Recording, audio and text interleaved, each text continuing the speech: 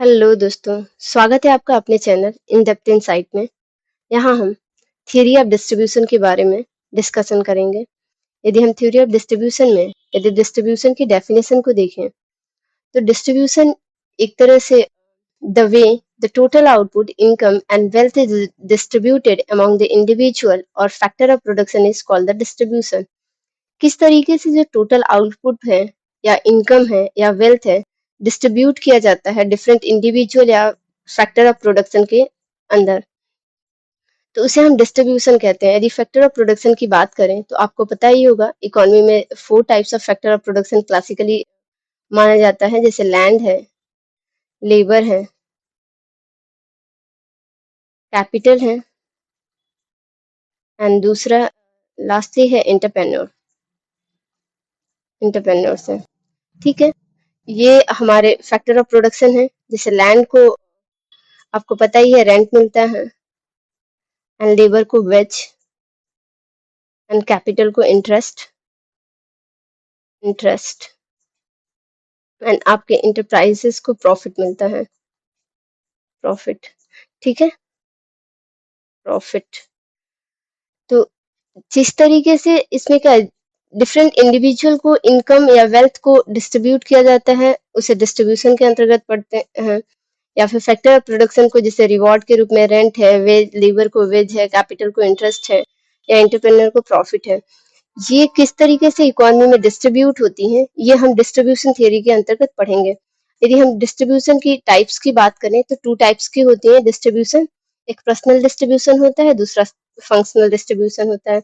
यदि personal distribution की बात करें तो पर्सनल डिस्ट्रीब्यूशन में इनकम एंड वेल्थ को वेरियस इंडिविजुअल, जो कंट्री के जो वेरियस इंडिविजुअल हैं उसमें कैसे डिस्ट्रीब्यूट है इनकम, ये हम पर्सनल डिस्ट्रीब्यूशन के अंतर्गत पढ़ते हैं। जैसे कि मान लीजिए कि कोई पुअर पीपल है, उनके और जो अमीर व्यक्ति हैं उनके, उन दोनों के बीच में इनइक्वालिटीज कैसी हैं, इनइक्वालिटीज जो है इनकम को लेके वो कितनी ज्यादा बड़ी हैं, या फिर कितना गैप है उनके इनकम गैप को, यदि हम बात करें इनकम गैप की बात करें तो ये हम पर्सनल डिस्ट्रीब्यूशन के अंतर्गत पढ़ते हैं। और वहीं पे यदि हम फंक्शनल डिस्ट्रीब्यूशन की बात करें या फिर फैक्टर शेयर डिस्ट्रीब्यूशन को, फंक्शनल डिस्ट्रीब्यूशन को ही हम फैक्टर शेयर डिस्ट्रीब्यूशन भी कहते हैं। तो फैक्टर शेयर डिस्ट्रीब्यूशन के अंतर्गत हम ये चीज पढ़ते हैं कि कैसे जो हमारे 4 फैक्टर ऑफ प्रोडक्शन है उनके उनके बीच में जो रिवॉर्ड है या फिर उनके पेमेंट है वो कैसे डिस्ट्रीब्यूट होते हैं, ये हम फंक्शनल डिस्ट्रीब्यूशन के अंतर्गत पढ़ते हैं। जैसे आपको मैंने पहले ही बताया कि लैंड जो है, लैंड पे जो रिवॉर्ड के रूप में रेंट मिलता है, एंड लेबर को जो है, लेबर को वेज मिलता है, एंड कैपिटल को आपको पता ही है कैपिटल को इंटरेस्ट मिलता है, इंटरेस्ट, एंड इंटरप्रेन्योर को जो है, इंटरप्रेन्योर को प्रॉफिट मिलता है। तो ये जो रिवॉर्ड का डिस्ट्रीब्यूशन है वो किस तरीके से किया जाता है, ये हम फंक्शनल डिस्ट्रीब्यूशन के अंतर्गत पढ़ते हैं। जैसे कि यहाँ पे है P is equal to function P, यहाँ पे टोटल आउटपुट है, टोटल आउटपुट या फिर इनकम, जो भी कहना है आप कह सकते हैं। Total output is a function of A, यहाँ पे लैंड है, बी आपका लेबर है, सी कैपिटल है एंड डी इंटरप्रेन्योर है। ठीक है, तो यहाँ पे फंक्शनली रूप में हम ये कह सकते हैं P is equal to function of A B C D. ठीक है, तो यहाँ पे हमने सीखा डिस्ट्रीब्यूशन का definition, personal distribution and functional distribution.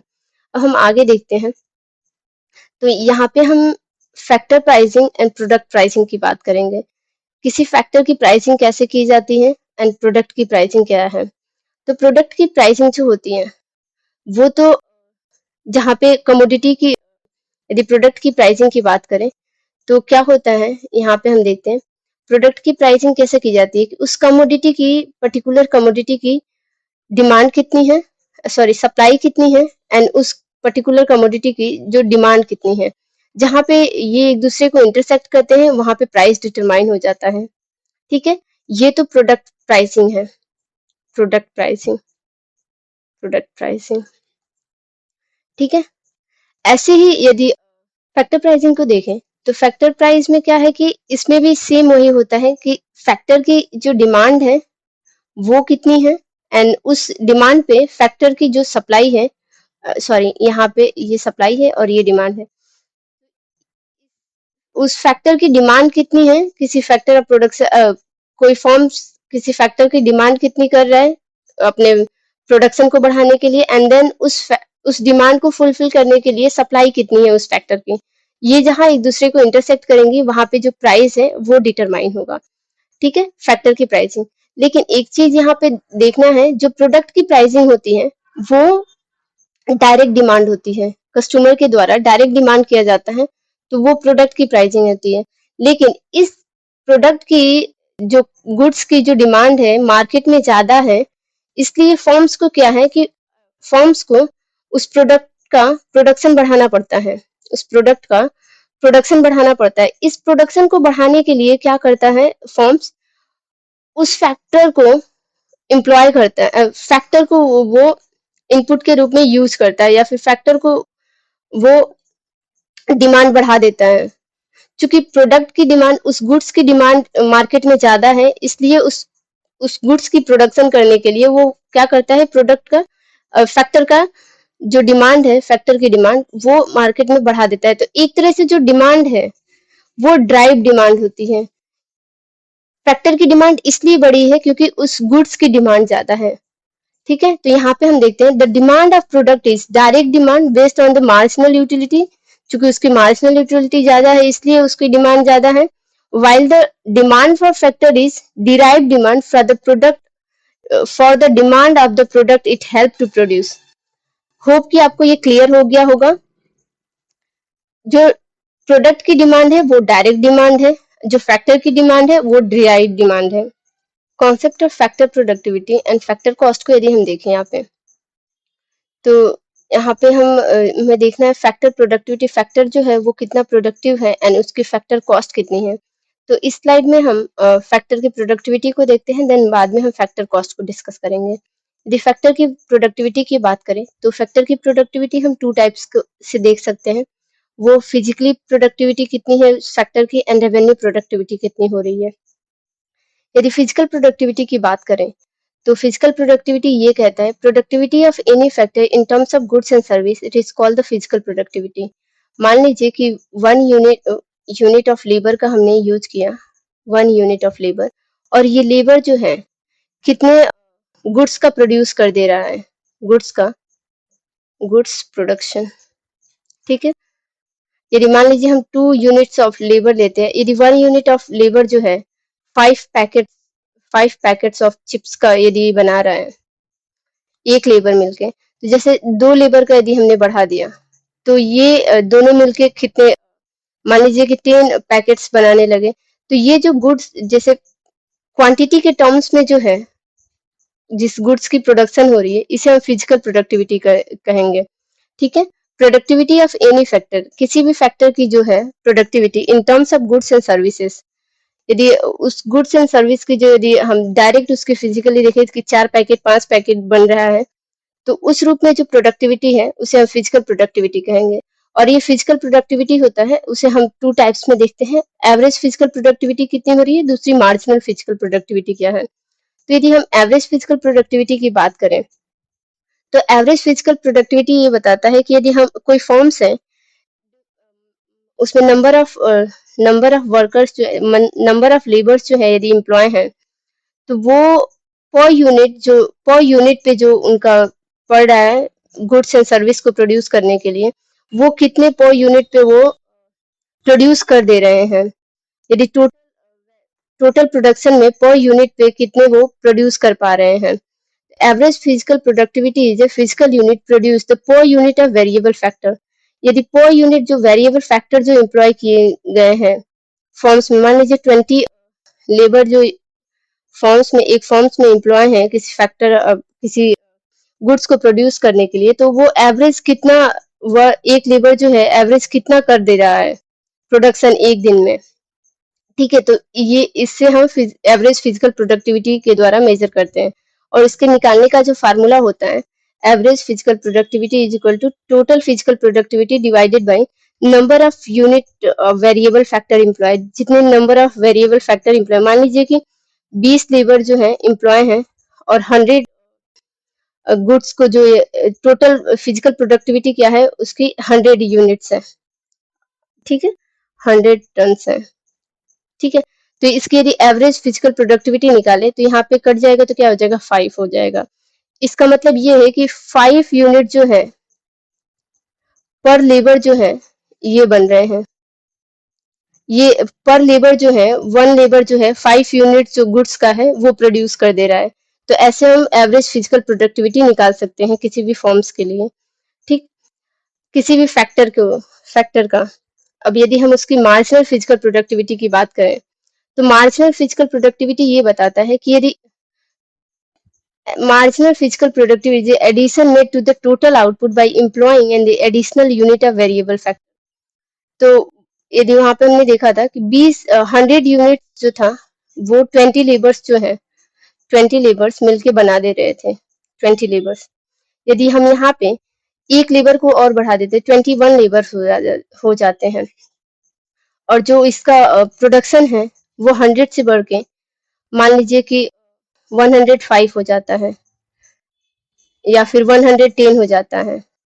तो इसको निकालने का ये फार्मूला होता है कि यदि हम मार्जिनल फिजिकल प्रोडक्टिविटी निकालें तो टोटल फिजिकल प्रोडक्टिविटी n, मतलब कि जो पहले वाले लेबर थे उनमें और जो हमने एक यूनिट ऑफ लेबर को बढ़ाया उसमें, यदि उसको माइनस कर देंगे तो हमारी मार्जिनल फिजिकल प्रोडक्टिविटी है वो निकल जाएगी, ठीक है। होप कि आपको ये क्लियर हो गया होगा कितने गुड्स को बनाए। अब वहीं पे यदि हम value of marginal physical productivity को देखें, मार्जिनल फिजिकल प्रोडक्टिविटी की वैल्यू को निकालने के लिए यदि हम उस प्राइस से मल्टीप्लाई कर दें तो हमें मार्जिनल फिजिकल प्रोडक्टिविटी के value of marginal physical productivity प्राप्त हो जाएगी, ठीक है।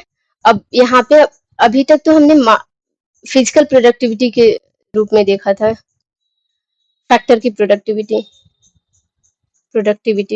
अब हम रेवेन्यू प्रोडक्टिविटी को देखें तो रेवेन्यू प्रोडक्टिविटी है productivity of factor in terms of money is called the revenue productivity. यदि फैक्टर की प्रोडक्टिविटी को यदि मनी के टर्म्स में यदि हम मेजर करें उसे रेवेन्यू प्रोडक्टिविटी कहते हैं। और जो रेवेन्यू प्रोडक्टिविटी है वो 2 टाइप्स की हैं, एक average revenue productivity and marginal revenue productivity. अब वन बाय वन को डिस्कस करें हम तो एवरेज रेवेन्यू प्रोडक्टिविटी है वो मेजर करता है, average revenue product is the revenue obtain per unit of factor employed. इसका मतलब ये कि यदि पर यूनिट ऑफ जो फॉर्म्स जो है यदि जितने फैक्टर को एम्प्लॉय की हैं उस पे उसको कितना रेवेन्यू मिल रहा है, उस पर यूनिट पे उस फैक्टर उस फॉर्म्स को कितना रेवेन्यू मिल रहा है, ये हम एवरेज रेवेन्यू प्रोडक्टिविटी के अंतर्गत मेजर करते हैं। तो यहाँ पे इसे निकालने का फार्मूला होता है टोटल रेवेन्यू प्रोडक्टिविटी, मतलब total revenue productivity divided by number of labour employ. तो ऐसे निकाल सकते हैं। दूसरा ये है कि एवरेज फिजिकल प्रोडक्टिविटी जो है वो कितनी है, यदि प्राइस से मल्टीप्लाई कर दिया जाए तो हम यहाँ से एवरेज रेवेन्यू प्रोडक्टिविटी निकाल सकते हैं किसी भी फैक्टर की। वहीं यदि दूसरी बात करें मार्जिनल रेवेन्यू प्रोडक्टिविटी, तो marginal revenue is the addition made to the total revenue productivity by employing one more unit of variable factor. तो ये कह रहा है मार्जिनल रेवेन्यू प्रोडक्टिविटी यदि टोटल रेवेन्यू प्रोडक्टिविटी में कितना इंक्रीज हो रहा है, टोटल रेवेन्यू प्रोडक्टिविटी कितना इंक्रीज हो रहा है यदि one more unit of labour को एम्प्लॉय कर दिया जा रहा है, ये इससे हम मार्जिनल रेवेन्यू प्रोडक्टिविटी निकालेंगे। और उसको निकालने का फार्मूला होता है total revenue productivity n minus total revenue productivity n minus 1। Hope कि आपको ये क्लियर हो गया होगा। अभी तक हमने यहाँ पे marginal physical productivity, average physical productivity and revenue productivity, average revenue productivity and marginal revenue productivity को देखा है। अब इसके बाद से हम उसे टेबल के रूप में देखते हैं। यदि यहाँ पे हम देखें total physical productivity, marginal physical productivity under perfect competition में यदि हम देखें तो यहाँ पे हमने लिया है number of labour factor and यहाँ पे है टोटल फिजिकल प्रोडक्टिविटी उस फैक्टर की कितनी है and marginal physical productivity and average physical productivity. ये प्राइस है हमारी, यहाँ पे कैलकुलेट किया गया है total revenue productivity and marginal revenue productivity, ये है average revenue and value of marginal physical productivity. ये हमारा 1 है, ये 2, 3, 4, 5, 6, 7, 8, ये 9। अब इसको कैलकुलेट कैसे करना है, तो ये ऑलरेडी आपको गिवन रहेगा और हमें यहाँ से मार्जिनल फिजिकल प्रोडक्टिविटी निकालना है। तो मार्जिनल फिजिकल प्रोडक्टिविटी निकालने का सिंपल सा फार्मूला होता है, यहाँ पे आपको ये सारे फार्मूले याद होने चाहिए यदि टेबल यदि ये गिवन है तो। ये होता है total physical productivity, total physical productivity n minus total physical productivity n minus 1। ठीक है, अभी हमने पीछे देखा तो यदि हम 10 तो यहाँ पे तो ऐसे या फिर डैश रहेगा, क्योंकि 1 यूनिट पे जो टोटल फिजिकल प्रोडक्टिविटी हो गई सेम वही हमारी जो मार्जिनल फिजिकल प्रोडक्टिविटी होगी वही सेम होगी। अब इसके बाद यदि टोटल फिजिकल प्रोडक्टिविटी जो है हमारी 25 है, तो हमारी जो मार्जिनल फिजिकल प्रोडक्टिविटी होगी क्या होगी, 25 minus 10 is equal to 15। 37 second यदि हम देखेंगे तो 37 माइनस 25 इज इक्वल टू 12। ऐसे यदि हम नेक्स्ट को ये देखें, यदि 4 यूनिट ऑफ फैक्टर को एम्प्लॉय किया है तो वहां पे जो हमारी marginal physical productivity 45 minus 37 is equal to 8। ठीक है, ऐसे हम टोटल टेबल पे मार्जिनल फिजिकल प्रोडक्टिविटी निकाल देंगे। अब ऐसे यदि एवरेज फिजिकल प्रोडक्टिविटी की बात करें तो एवरेज फिजिकल प्रोडक्टिविटी को कैसे निकालते हैं, फार्मूला क्या होता है, total physical productivity divided by N. ठीक है, तो यहाँ पे यदि फर्स्ट यूनिट पे देखें 1 लेबर है तो वहां पे एवरेज फिजिकल प्रोडक्टिविटी निकालने के लिए हम total physical productivity 10 divided by 1, तो यहाँ पे क्या हो जाएगा 10, तो हमारी एवरेज फिजिकल प्रोडक्टिविटी क्या है 1 है। अब इस पॉइंट पे टू फैक्टर यदि हम एम्प्लॉय किए हैं तो वहां पे हमारी जो टोटल फिजिकल प्रोडक्टिविटी 25 हो गई है। 25 divided by 2 is equal to 12.25, 12.50। ठीक है, 12.50 ये हो जाएगा। अब ऐसे ही थर्ड यूनिट पे निकालेंगे तो यहाँ पे हमारी जो एवरेज फिजिकल प्रोडक्टिविटी होगी 12.33। अब नेक्स्ट ऐसे यदि प्राइस यदि गिवन है तो आपको टोटल रेवेन्यू प्रोडक्टिविटी यदि निकालना है, टोटल रेवेन्यू प्रोडक्टिविटी, तो एक तो फार्मूला ये होता है कि टोटल टोटल रेवेन्यू प्रोडक्टिविटी निकालने के लिए होगा total physical productivity, total physical productivity into price करेंगे तो हमारी टोटल रेवेन्यू प्रोडक्टिविटी निकल जाएगी। तो टोटल फिजिकल प्रोडक्टिविटी यहाँ पे क्या है 10 इंटू 5 इज इक्वल टू 15। यहाँ पे हमारा टोटल रेवेन्यू प्रोडक्टिविटी निकल गया। ऐसे ही सेकेंड यूनिट पे यदि हम टोटल फिजिकल प्रोडक्टिविटी 25 है और जो प्राइस है वो कांस्टेंट है 5 है, तो यहाँ पे हो जाएगा 125। ये देखिए इस टेबल पे ऐसे ही निकालेंगे हम। ऐसे मार्जिनल रेवेन्यू प्रोडक्टिविटी 25 में से 15 यदि घटा देंगे तो यहाँ पे 75 हो जाएगा, और जो फर्स्ट यूनिट होगा उस पे जो मार्जिनल रेवेन्यू प्रोडक्टिविटी होगी और total revenue and average revenue productivity वो सेम होगी।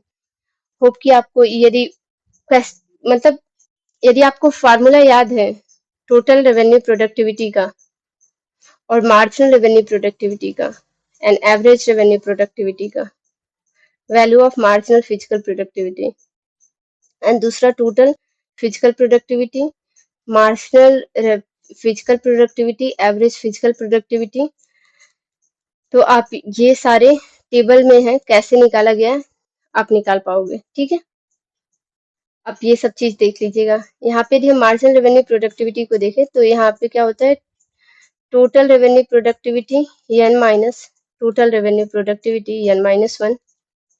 एवरेज रेवेन्यू प्रोडक्टिविटी होता है total revenue productivity divided bye n। Value of marginal physical productivity होता है marginal physical productivity into p, price के साथ कर देंगे। टोटल फिजिकल प्रोडक्टिविटी है जो ऑलरेडी गिवन होगा और मार्जिनल फिजिकल प्रोडक्टिविटी निकालने के लिए n minus total physical productivity n minus 1, और एवरेज फिजिकल प्रोडक्टिविटी होता है आपका total physical productivity divided bye n।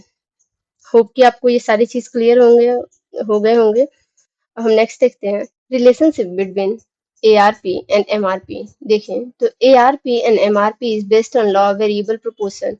Both ARP and MRP curve are inverted U shaped या well shaped, या फिर तो ये वो इन्वर्टेड यू शेप में है या उसे ही वेल शेप में भी कहते हैं। कभी कभी क्वेश्चन इससे भी आते हैं कि ARP एंड MRP जो है इन्वर्टेड यू शेप में है या फिर वेल शेप में है। यहाँ पे देखने की बात ये है कि लॉ ऑफ वेरिएबल प्रोपोर्शन जो है, लॉ ऑफ वेरिएबल प्रोपोर्शन जो ARP MRP जो है वो बेस्ड है लॉ ऑफ वेरिएबल प्रोपोर्शन में। तो लॉ ऑफ वेरिएबल प्रोपोर्शन क्या है, तो यहाँ पे हम देखते हैं लॉ ऑफ वेरिएबल प्रोपोर्शन ये चीज बताता है, जैसे हम number of unit of factors को यदि इंक्रीज करते हैं, नंबर ऑफ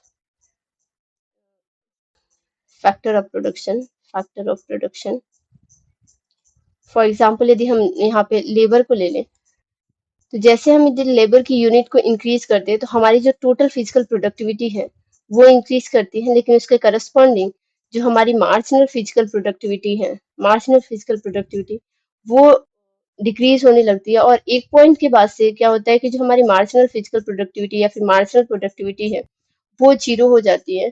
और जिस पॉइंट पे वो जीरो होती है वहां पे हमारी जो टोटल फिजिकल प्रोडक्टिविटी या फिर टोटल प्रोडक्टिविटी है वो मैक्सिमम होती है।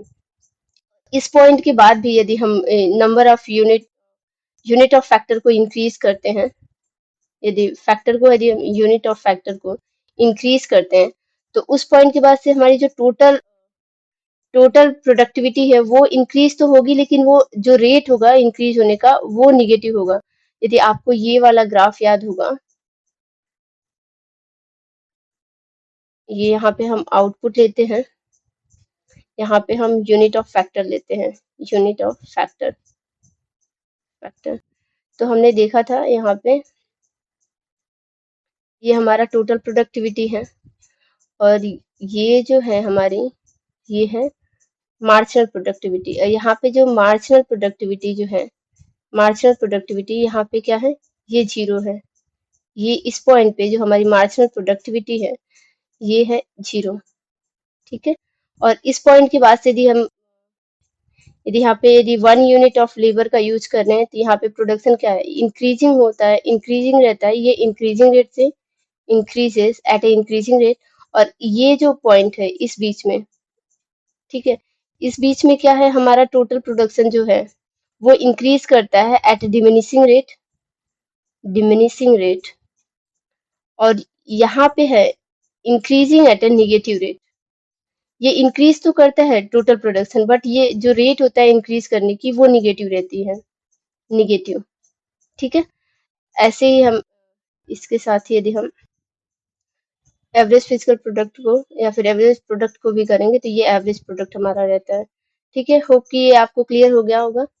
तो लॉ ऑफ वेरिएबल प्रोपोर्शन ये चीज बताता है, जैसे नंबर ऑफ फैक्टर्स को हम इंक्रीज करते हैं तो हमारी जो मार्जिनल प्रोडक्ट है वो इंक्रीज करती है, लेकिन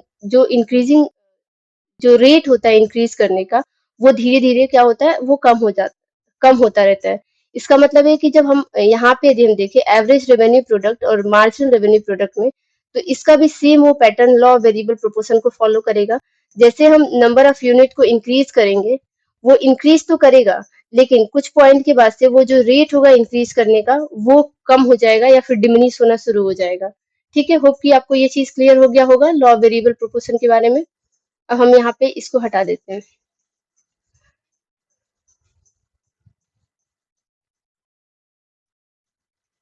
ठीक है। अब हम ग्राफ पे यदि हम देखें average revenue product and marginal revenue product को, तो यहाँ पे हमने पहले ही देखा था कि एवरेज रेवेन्यू प्रोडक्ट जो है और मार्जिनल रेवेन्यू प्रोडक्ट जो है ये इन्वर्टेड यू शेप में है। ये भी देखिए आप, एवरेज रेवेन्यू प्रोडक्ट, यहाँ पे मार्जिनल रेवेन्यू प्रोडक्ट, ठीक है। और इसके तीन कंडीशन है। फर्स्ट जो है, when the average revenue product curve rises, marginal revenue product curve above it. जो फर्स्ट यदि हम यूनिट ऑफ लेबर को एम्प्लॉय करते हैं तो जो फर्स्ट यूनिट पे है जो उसकी एवरेज मार्जिनल होगी, फर्स्ट यूनिट ऑफ, जैसे हम फैक्टर को एम्प्लॉय करेंगे तो उससे जो प्रोडक्शन होगा वो प्रोडक्शन मैक्सिमम होगा, और प्रोडक्शन मैक्सिमम होगा तो उस पर जो रिटर्न मिलेगा हमें या फिर जो मार्जिनल रेवेन्यू प्रोडक्ट होगा हम उसका वो भी मैक्सिमम होगा। तो फर्स्ट यूनिट जैसे ही हम लेंगे किसी फैक्टर का तो वहां पे हमारा मार्जिनल रेवेन्यू प्रोडक्ट ज्यादा होगा एज कंपेरिजन टू हमारे एवरेज रेवेन्यू प्रोडक्ट से। इसलिए जो हमारा मार्जिनल रेवेन्यू प्रोडक्ट है वो एबव है एवरेज रेवेन्यू प्रोडक्ट से। लेकिन जैसे नंबर ऑफ यूनिट को हम इंक्रीज करेंगे तो हमारा जो मार्जिनल रेवेन्यू प्रोडक्ट है वो देखिए, जैसे जैसे हम इंक्रीज कर रहे हैं नंबर ऑफ यूनिट को, हमारा मार्जिनल रेवेन्यू प्रोडक्ट वो डिमिनिश होना शुरू कर दे रहा है, ठीक है। और उसके साथ ही जो एवरेज रेवेन्यू प्रोडक्ट है वो इंक्रीज हो रहा है। लेकिन जहाँ पे एवरेज रेवेन्यू प्रोडक्ट, जहाँ पे यदि हम दूसरे पॉइंट को देखें, when the average revenue product curve is at maximum at point M point पे जो हमारा एवरेज रेवेन्यू प्रोडक्ट है वो मैक्सिमम है, and the margin revenue product curve cut it from above. जहाँ पे एवरेज रेवेन्यू प्रोडक्ट जो है वो मैक्सिमम होगा, तो मार्जिनल रेवेन्यू कर्व जो है वो उसे कट करेगा ऊपर की तरफ से। ठीक है, ये कंडीशन है। थर्ड जो कंडीशन है यहाँ पे, when the marginal average revenue product curve falls, the marginal revenue curve is below at it and it falls steeply। जैसे एवरेज रेवेन्यू प्रोडक्ट जो है मैक्सिमम पॉइंट से जैसे आगे बढ़ेगा तो वो गिरना शुरू हो जाएगा। इसका मतलब है कि पॉइंट एम के बाद से यदि हम नंबर ऑफ फैक्टर को ज्यादा इंप्लॉय करते हैं तो उस पॉइंट के बाद से क्या होगा, जो मार्जिनल रेवेन्यू प्रोडक्ट है वो निगेटिव रिटर्न प्रोवाइड करना शुरू करेगा। और जैसे हमारी मार्जिनल रेवेन्यू प्रोडक्ट जो है निगेटिव होने लगेगा, निगेटिव इन द सेंस कि डिमिनिशिंग रेट से यदि इंक्रीज करेगा तो हमारी जो एवरेज रेवेन्यू प्रोडक्ट है वो भी डिमिनिशिंग रेट से इंक्रीज करना शुरू हो जाएगी। तो पहले क्या होगा, जैसे नंबर ऑफ यूनिट को हम बढ़ाएंगे, यूनिट ऑफ फैक्टर को यदि हम इंक्रीज करेंगे तो उसका जो मार्जिनल रिटर्न है पहले वो ज्यादा तेजी से गिरेगा, हमारी मार्जिनल रिटर्न जो है वो तेजी से गिरना शुरू हो जाएगी एज कंपेरिजन टू हमारे एवरेज रेवेन्यू प्रोडक्ट से। इसलिए जो मार्जिनल रेवेन्यू प्रोडक्ट है वो नीचे है हमारे एवरेज रेवेन्यू प्रोडक्ट से। ठीक है, होप कि आपको ये वाला ग्राफ जो है वो क्लियर हो गया होगा। अब हम नेक्स्ट देखते हैं।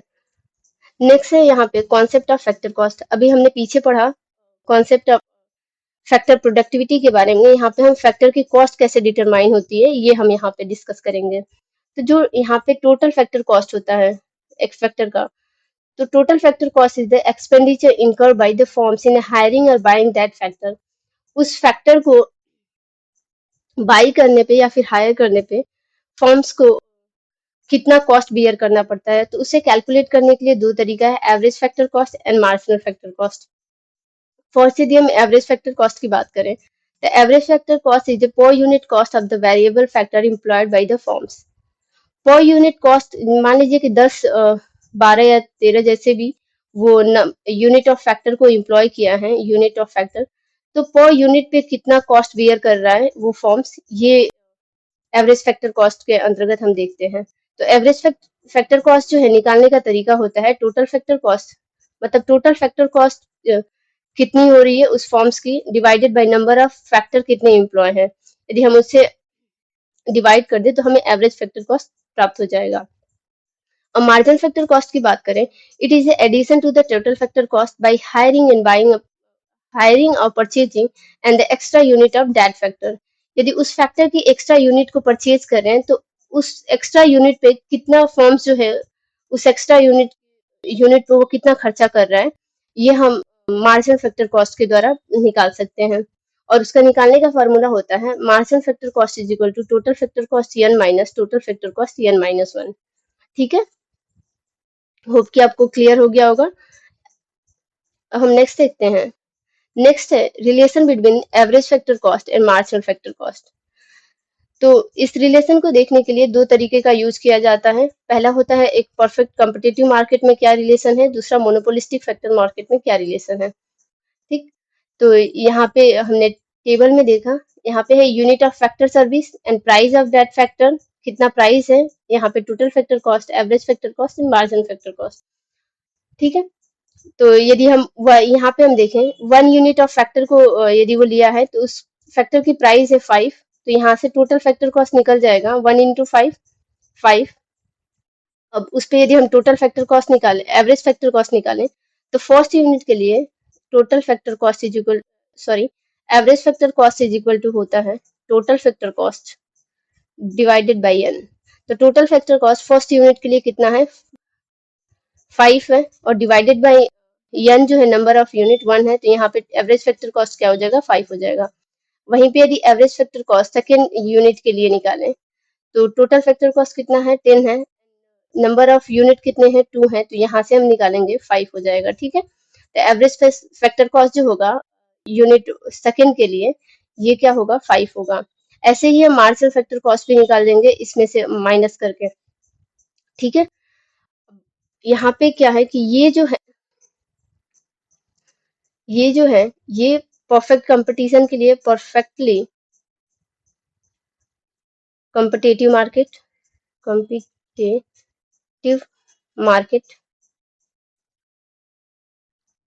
तो यहाँ पे परफेक्ट कॉम्पिटिटिव मार्केट है। तो परफेक्ट कॉम्पिटिटिव मार्केट में होता ये कि जो प्राइस है, फैक्टर की जो प्राइस है, ऑलरेडी इंडस्ट्री के द्वारा उसके डिमांड एंड सप्लाई जहाँ पे इंटरसेक्ट होते हैं, इंडस्ट्री की डिमांड एंड सप्लाई, वहां से प्राइस जो क्या होता है फैक्टर की वो डिटरमाइन हो जाती है। और फॉर्म्स क्या करते हैं, उस प्राइस को ओनली फैक्टर परफेक्ट कंपटीशन में फॉर्म्स जो है ओनली फॉलो करता है, ठीक है। और सारे फैक्टर की जो प्राइस होती है वो इक्वल होती है, इसलिए जो उसकी एवरेज फैक्टर कॉस्ट होगी और मार्जिनल फैक्टर कॉस्ट होगी वो बराबर होगी। होप कि आपको ये क्लियर हो गया होगा परफेक्ट कॉम्पिटिटिव मार्केट में। अब यहाँ पे है monopolistic market. Monopolistic polistic market. Monopolistic market में यदि हम फैक्टर प्राइसिंग की बात करें तो जैसे प्रोडक्ट प्रोडक्ट प्राइसिंग जब हम प्रोडक्ट मार्केट में हम देखते थे तो वहां पे सोल जैसे मोनोपोली होता था। यदि यहाँ पे हम देखें प्रोडक्ट मार्केट में, प्रोडक्ट मार्केट, तो यहाँ पे यदि मोनोपोलिस्टिक में देखते थे हम लोग क्या देखते थे, यहाँ पे मोनोपोली देखते थे। मोनोपोली, तो मोनोपोली क्या होता था, एक तरह से सोल बायर होता, सोल सेलर होता था, सिंगल सेलर होता था, ठीक है। ऐसे ही यदि हम फैक्टर मार्केट की बात करें तो फैक्टर मार्केट में यदि हम मोनोपोली या मोनोपोलिस्टिक कंपटीशन देखें तो यहाँ पे हम देखते हैं मोनोस्पोनी। मोनोस्पोनी इसका मतलब ये है कि सिंगल बायर है, सिंगल बायर, ठीक है।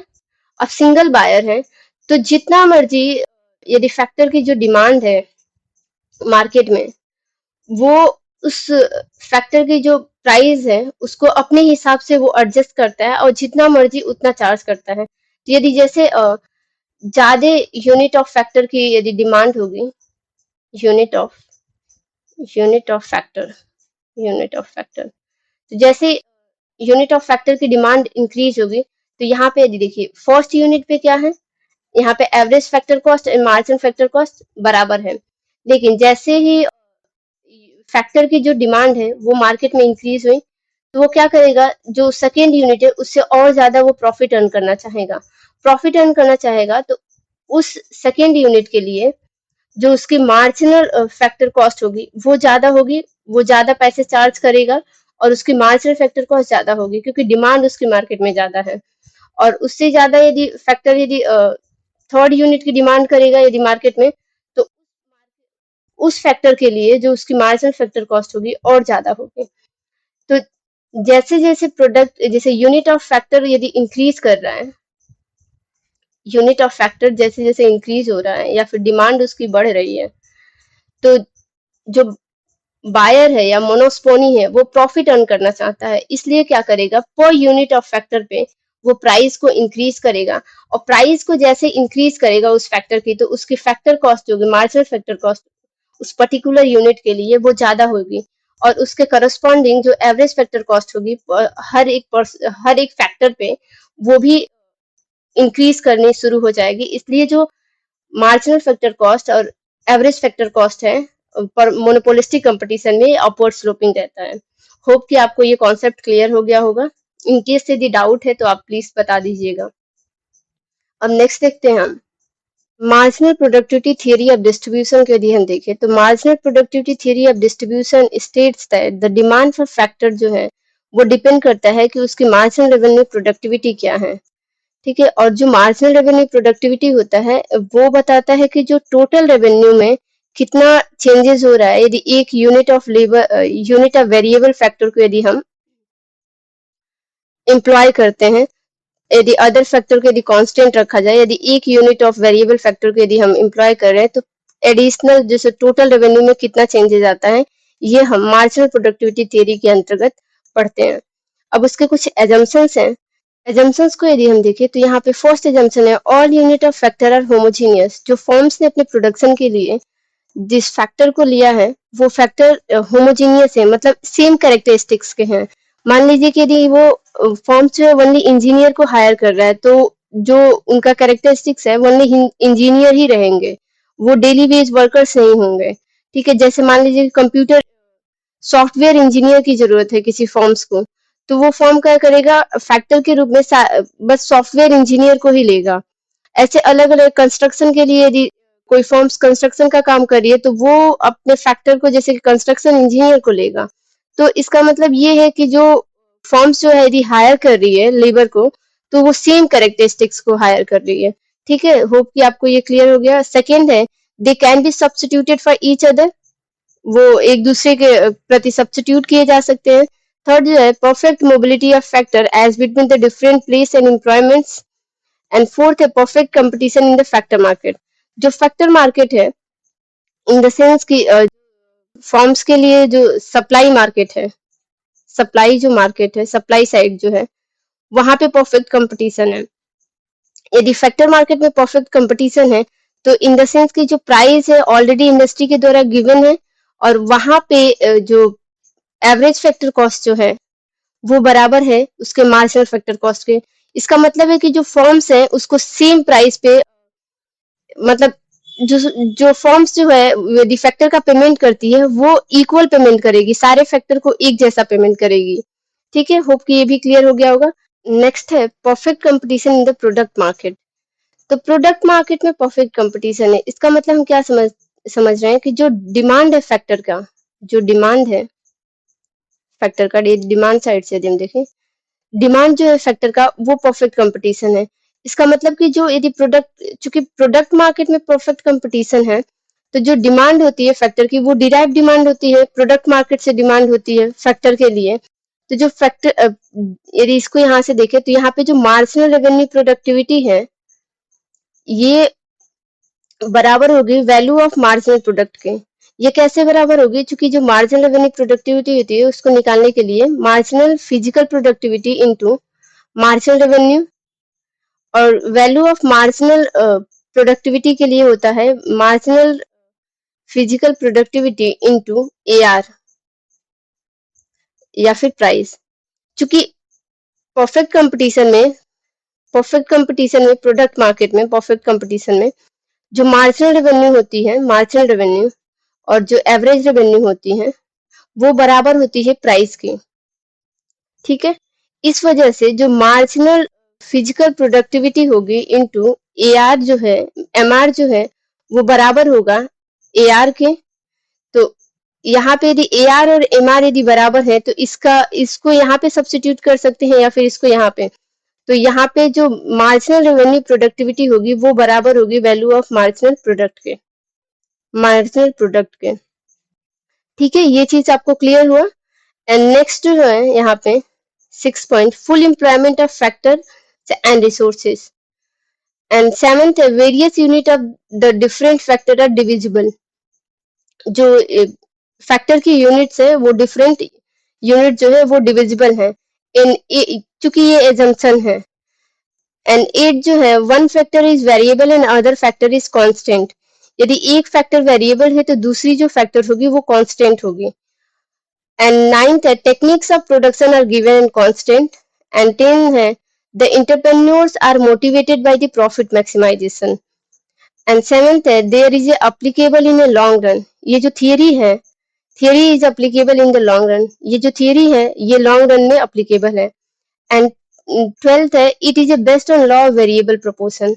जो ये जो थियरी है लॉ ऑफ वेरिएबल प्रोपोर्शन पे बेस्ड है। लॉ ऑफ वेरिएबल प्रोपोर्शन यहाँ पे हमें समझना है।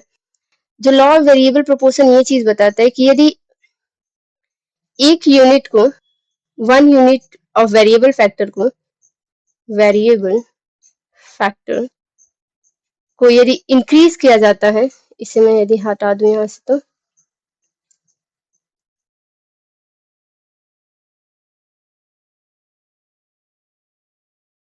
यदि one he unit of variable factor को क्या होता है कि कॉन्स्टेंटली यदि इंक्रीज किया जाता है तो जो उस फैक्टर की मार्जिनल प्रोडक्टिविटी होती है, यदि आपको marginal product and total product and average product का यदि ग्राफ याद होगा तो आप इस चीज को अच्छे से समझ पाओगे।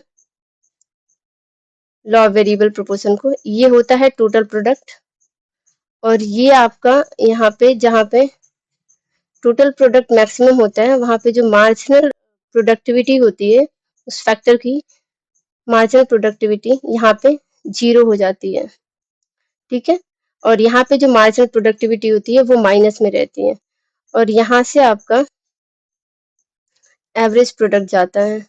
ठीक है। और ये जो पॉइंट है इसे हम पॉइंट ऑफ इन्फ्लेक्शन कहते हैं।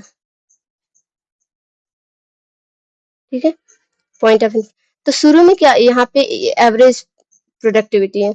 शुरू में क्या है कि जैसे जैसे एक यूनिट ऑफ फैक्टर को, यदि सेकंड जो यूनिट है वो कांस्टेंट है, चूंकि एजम्पशन में ही लिया गया है, one variable unit of factor को यदि हम कॉन्स्टेंटली इंक्रीज करते हैं तो उसकी जो जो प्रोडक्टिविटी होती है शुरू में तो इंक्रीज होती है, और जो रेट होता है इंक्रीज होने का वो इंक्रीजिंग रेट से जो है उसकी टोटल प्रोडक्टिविटी इंक्रीज होती है। और उसके कुछ पॉइंट के बाद से, इस पॉइंट के बाद से जो उसकी प्रोडक्टिविटी होती है वो इंक्रीज करती है, increasing increasing at A diminishing rate, diminishing rate. And एक ऐसा पॉइंट होते हैं जहां पे जो टोटल प्रोडक्टिविटी होती है उसकी मैक्सिमम होती है, उस पॉइंट पे जहां पे जो मार्जिनल प्रोडक्टिविटी होती है, यदि सेम यूनिट ऑफ फैक्टर को यदि बार बार यूज किया जाता है तो उसकी मार्जिनल प्रोडक्टिविटी कुछ समय के बाद से जीरो हो जाती है। उस पॉइंट के बाद से भी यदि फॉर्म्स जो है सेम फैक्टर को यदि एम्प्लॉय करता है तो उसके बाद से उस फॉर्म्स की जो है प्रोडक्शन वो निगेटिव होने लगती है, और जो मार्जिनल प्रोडक्टिविटी होती है उस फैक्टर की वो निगेटिव हो जाती है, निगेटिव। ठीक है, होप कि आपको law of variable proportion clear हो गया होगा। अब नेक्स्ट देखते हैं हम। नेक्स्ट है यहाँ पे जो इक्विलिब्रियम का कंडीशन होता है इस पे मार्जिनल प्रोडक्टिविटी थियरी में, वहां पे इक्विलिब्रियम पोजीशन होता है, the forms of A factor service must be equal it's marginal revenue productivity. जो फॉर्म की जो प्राइस है फैक्टर सर्विस की वो बराबर, जहाँ पे मार्जिनल रेवेन्यू प्रोडक्टिविटी के बराबर यदि हो जाती है तो जो फॉर्म से इक्विलिब्रियम कंडीशन में रहता है। और यहाँ पे है, if the marginal revenue product of the forms unit is more than it's price. यदि जो मार्जिनल रेवेन्यू प्रोडक्टिविटी है, मार्जिनल रेवेन्यू प्रोडक्टिविटी जो है वो यदि ज्यादा है, जो प्राइस जो है उस फैक्टर को यदि पे जो की जा रही है, पेमेंट जो है उस फैक्टर को जितना दिया जा रहा है उससे ज्यादा उस फैक्टर की प्रोडक्टिविटी है, तो जो फॉर्म्स क्या करेगी, जो फॉर्म्स है वो प्रॉफिटेबल होगा, उस फॉर्म्स के लिए वो प्रॉफिटेबल होगा to employ more unit of this factor. उस फैक्टर को एम्प्लॉय करना उस फॉर्म्स के लिए प्रॉफिटेबल होगा। अब वो ज्यादा से ज्यादा उस फैक्टर का यूज करेगा और उसके अपने प्रॉफिट को मैक्सिमाइज करेगा। लेकिन as more unit of very employed the marginal revenue diminish, still it's equalize the price। यदि ज्यादा यूनिट ऑफ वेरिएबल फैक्टर का यदि हम यूज कर रहे हैं तो एक ऐसा भी पॉइंट हो जाएगा जहां पे जो मार्जिनल रेवेन्यू प्रोडक्टिविटी जो है उसके प्राइस के बराबर हो जाएगी। ठीक है, this is the point of maximum profit for the forms. ये जो पॉइंट है ये फॉर्म्स के लिए मैक्सिमम प्रॉफिट होगी, मैक्सिमम प्रॉफिट, या फिर यूं कह ले कि इस फॉर्म्स के लिए नॉर्मल प्रॉफिट होगा, जहां पे जो मार्जिनल रेवेन्यू प्रोडक्टिविटी और जो प्राइस है जितना पेमेंट कर रहा है उसके सेम अमाउंट में उसकी मार्जिनल रेवेन्यू प्रोडक्टिविटी मिल रहा है। तो इस तरह से फॉर्म्स को नॉर्मल प्रॉफिट होगा, नॉर्मल प्रॉफिट।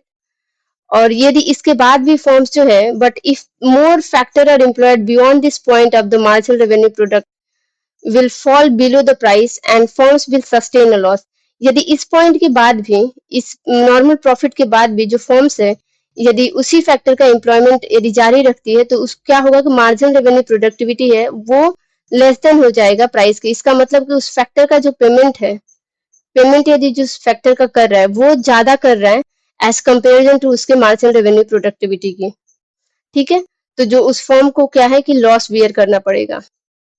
अब ये कह रहा है this follow from the application of law of non proportional return.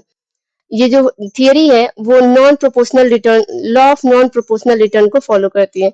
इससे क्या समझ रहे हो आप? नॉन प्रोपोर्शनल, यदि प्रोपोर्शनल की बात करें तो प्रोपोर्शनल में ये चीज होता है कि जो लेबर है और जो कैपिटल है उनका जो प्रोपोर्शन लिया जाता है और उससे जो मार्जिनल रेवेन्यू प्रोडक्टिविटी जो है for labour and marginal revenue productivity for capital जो है क्या है, प्रोपोर्शनल में सेम रहता है कि सेम प्रोपोर्शन में हमने इसका यूज किया और इससे जो रिटर्न मिले वो भी जो है वो बराबर है। लेकिन इस थियरी में ही ऑलरेडी एज्यूम कर लिया गया है कि जो थियरी है वो नॉन प्रोपोर्शनल रिटर्न को फॉलो करिए। इसका मतलब कि जो फर्म्स जो होगी, जो चीज उसको सस्ता मिलेगा, यदि लेबर चीप मिलेगा तो वो लेबर का ज्यादा यूज करेगी। यदि लेबर चीप है तो लेबर का ज्यादा यूज करेगी, और यदि कैपिटल चीप है तो कैपिटल का ज्यादा यूज करेगी। इसका मतलब कि जिसकी मार्जिनल रेवेन्यू प्रोडक्टिविटी ज्यादा होगी वो उस फैक्टर का ज्यादा यूज करेगी, और जिस फैक्टर की जो मार्जिनल रेवेन्यू प्रोडक्टिविटी यदि कम होगी तो उस फैक्टर का वो कम यूज करेगी। इसलिए ये नॉन प्रोपोर्शनल रिटर्न को फॉलो करती है। होप कि आपको ये क्लियर हो गया होगा। अब इस थियरी को हम ग्राफ से एक्सप्लेन करें तो ये जो है ग्राफ, ये डिमांड ऑफ फैक्टर है, demand of factor, demand for factor, factor, और ये सप्लाई ऑफ फैक्टर है, सप्लाई ऑफ फैक्टर। ठीक है, और ये ओवरऑल होल इन मार्केट की बात कर रहे हैं, तो इसका मतलब कि ये पूरे इंडस्ट्री की बात कर रहे हैं। तो यहाँ पे यदि हम इसे हटा दें समझने के लिए,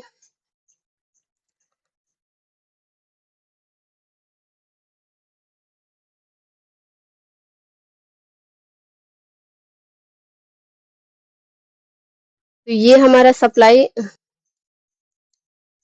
सप्लाई था, सप्लाई ऑफ फैक्टर।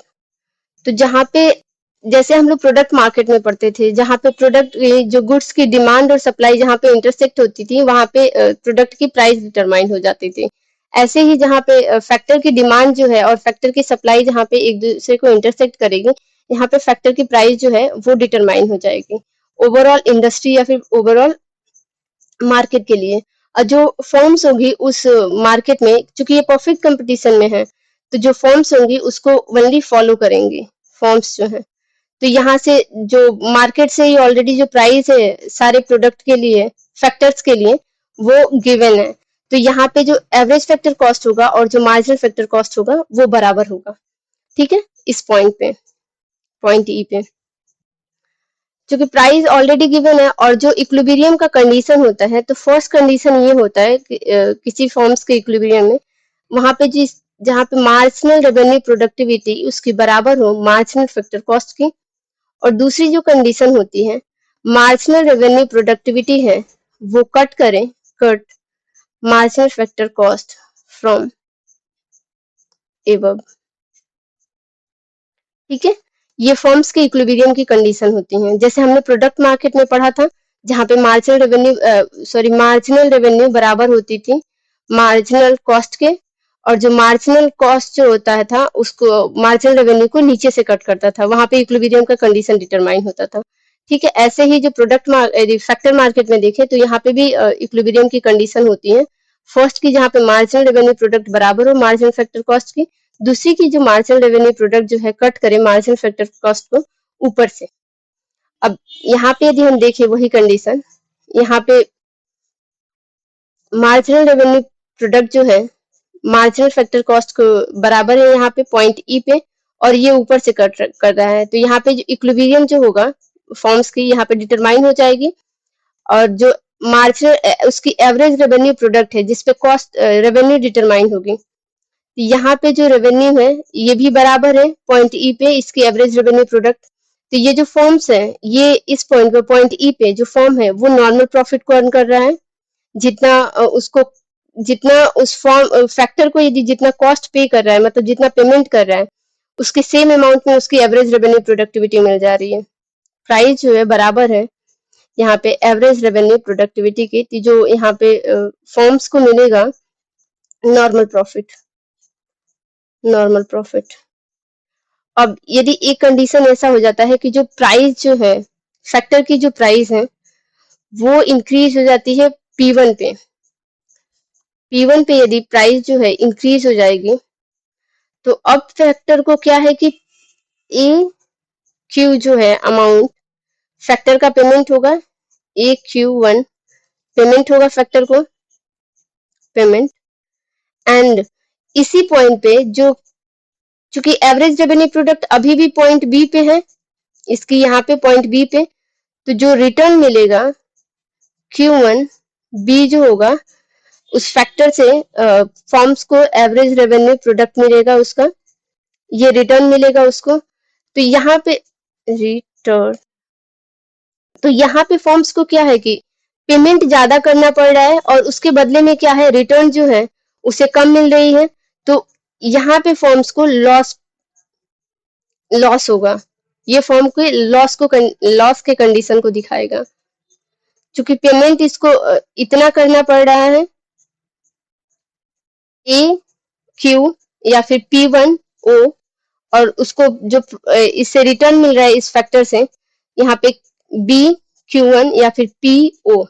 ठीक है, तो ये जो पॉइंट है फर्म्स की, ये लॉस को दिखा रहा है। क्योंकि मार्केट में लॉस है, तो बहुत सारे जो इंडस्ट्री होंगी ये मार्केट से बाहर चली जाएंगी, और मार्केट से यदि बाहर चली जाएंगी तो क्या होगा, यहाँ पे सप्लाई एक्सेस हो जाएगा, बहुत सारे फैक्टर हो जाएंगे मार्केट में। जो सप्लाई ऑफ फैक्टर है, सप्लाई ऑफ फैक्टर इंक्रीज कर जाएगा। जो मार्केट की यदि सप्लाई फैक्टर की यदि सप्लाई ज्यादा होगी तो क्या होगा, ये प्राइस अपने आप ही कम हो जाएगा। जितना ये डिमांड कर रहे थे पहले, अब उस अपने डिमांड पेमेंट के लिए जितना ज्यादा डिमांड कर रहे थे, तो अभी क्या है कि उनका जो पेमेंट होगा वो कम हो जाएगा, और फिर पॉइंट ई पे ये स्टेबल हो जाएंगे। तो फिर इनिशियल जो इक्विलिब्रियम है पॉइंट ई पे आ जाएगी, और जो फैक्टर का पेमेंट है वो फिर से पी पॉइंट पे आ जाएगा। ठीक है, अब एक कंडीशन हम यहाँ पे देखते हैं कि यदि जो प्राइस है, पेमेंट जो है पी जो है कम होके P2 पे आ जाती है, यदि फैक्टर का पेमेंट जो है पी से कम होके P2 पॉइंट पे आ जाएगा, तो यहाँ पे क्या है कि जो P2 पॉइंट पे जैसे आएगा, तो यहाँ पे पॉइंट डी पे जो फैक्टर का पेमेंट होगा, payment of A factor Q2D, ठीक है, Q2D जो होगा फैक्टर का पेमेंट होगा। लेकिन इस फैक्टर को एम्प्लॉय करने के बाद से जो उस फैक्टर से, चूंकि average revenue product point C पे आ रहा है, तो जो रिटर्न मिलेगा, return of the factor of the factor, ये जो रिटर्न ऑफ द फैक्टर होगा कितना होगा, Q2C होगा। तो यहाँ पे ये शो कर रहा है कि जो रिटर्न है डी से सी तक, ये ज्यादा है, ये वाला पॉइंट ये ज्यादा है, तो ये फॉर्म्स के लिए सुपर नॉर्मल प्रॉफिट होगा, सुपर नॉर्मल प्रॉफिट। चूंकि यहाँ पे जो फैक्टर का जो पेमेंट है वो कम करना पड़ रहा है, और जो इससे रिटर्न जो है वो ज्यादा मिल रही है, तो इस चीज को देख के मार्केट में क्या होगा कि चूंकि फर्म्स को सुपर नॉर्मल प्रॉफिट है, तो बहुत सारे ऐसे इंडस्ट्रीज जो होंगी इस चीज को देख के उन्हें लग रहा होगा कि अच्छा फर्म्स अच्छा कर रही है तो हम भी इसमें जाते हैं। तो यहाँ पे क्या है कि जो डिमांड फॉर फैक्टर जो होगा, नए नए इंडस्ट्री जो है, जो फर्म्स हैं, यदि मार्केट में आ जाएंगी तो जो डिमांड फॉर फैक्टर है वो इंक्रीज कर जाएगा। अब जैसे ही डिमांड होगा और सप्लाई ऑलरेडी उतनी ही है, तो जो प्राइस है यहाँ पे फिर फैक्टर की, ये S1D1 जो है फैक्टर की जो डिमांड है वो मार्केट में है, और इस डिमांड को फिलफिल करने के लिए जो क्या करेंगे, जो फैक्टर है वो अपना और पेमेंट बढ़ाएंगी, और फिर वो इक्विलिब्रियम पॉइंट ई पे आ जाएंगे। इस तरह से जो मार्केट है, जो जो फैक्टर मार्केट है वो हमेशा इक्विलिब्रियम की कंडीशन पे रहेगा शॉर्ट रन में। और लॉन्ग रन में क्या होता है, जो जो शॉर्ट रन में है, शॉर्ट रन में जो फॉर्म्स जो होती हैं, फॉर्म्स, इनका 3 कंडीशन होता है, या फिर तो ये लॉस बियर करें, लॉस, एंड सेकेंड क्या होता है, ये नॉर्मल प्रॉफिट उठाती हैं, नॉर्मल प्रॉफिट, एंड थर्ड जो है वो सुपर नॉर्मल प्रॉफिट उठाएंगे, सुपर नॉर्मल प्रॉफिट। ठीक है, और कभी कभी जो फर्म्स हैं वो शट डाउन पोजीशन में भी चली जाती हैं, जब वो अपनी एवरेज वेरिएबल कॉस्ट को भी यदि वो वियर नहीं कर पाती हैं, तो वो फर्म्स शट डाउन पॉइंट पे चली जाती हैं, जैसे हमने फैक्टर मार्केट में पढ़ा था। तो ये शॉर्ट रन में 4 कंडीशन को फॉलो करती है, लेकिन जैसे ही लॉन्ग रन आता है, लॉन्ग रन, उसमें जो फर्म्स होती हैं ओनली नॉर्मल प्रॉफिट अर्न करती हैं, क्योंकि लॉन्ग शॉर्ट रन में जो लॉस बियर कर रही है फर्म्स वो शट डाउन कर लेगी, वो लॉन्ग रन में आगे नहीं बढ़ पाएगी। यदि लॉन्ग रन में यदि कोई फर्म्स जो है यदि सुपर नॉर्मल प्रॉफिट अर्न कर रही है तो दूसरे फर्म्स जो है उसको देख के और अट्रैक्ट होंगे और मार्केट में और ज्यादा आ जाएंगे, जिसकी वजह से जो फर्म्स जो सुपर नॉर्मल प्रॉफिट अर्न कर रही थी वहां पे उसकी प्रॉफिट कम होगी, क्योंकि कंपटीटर ज्यादा हो जाएंगे, इस वजह से वो नॉर्मल प्रॉफिट अर्न करना शुरू कर देगी। क्योंकि पहले ही हमने एजम्पशन में मान लिया था कि मार्केट में परफेक्ट कंपटीशन है, दोनों factor market and product market दोनों में। तो होप कि ये सब आप चीज आपको क्लियर हो गया होगा, marginal productivity theory of distribution. अब हम इसके क्रिटिसिज्म को देख लेते हैं।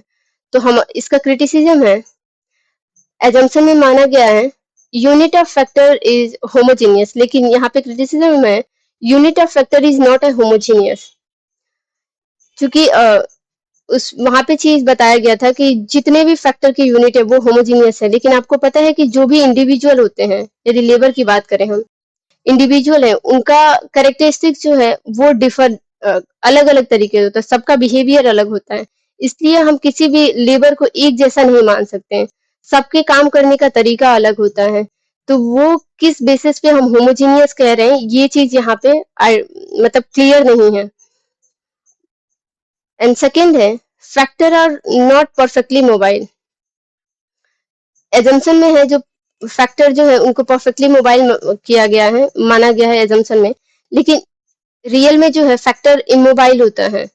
फैक्टर को हम इजिली, जैसे कि आप लेबर की बात करें, अब जो फीमेल लेबर है, फीमेल लेबर लेबर उसको आप इजिली मोबाइल कैसे कर सकते हो, यदि वो कहीं यहाँ से कहीं दूसरी जगह ट्रेवल करने जाती है, या फिर मैन भी है तो यदि वो एक जगह से दूसरी जगह ट्रेवल करते हैं तो बहुत सारे कंडीशन जो है वहां पे, जैसे कि उसका वहां का इन्वायरमेंट कैसा है, वहां का इंफ्रास्ट्रक्चर कैसा है, ये सारे जैसे फैक्टर्स जो हैं उनको एक जगह से दूसरी जगह पे मोबाइल करने से वो रोकते हैं।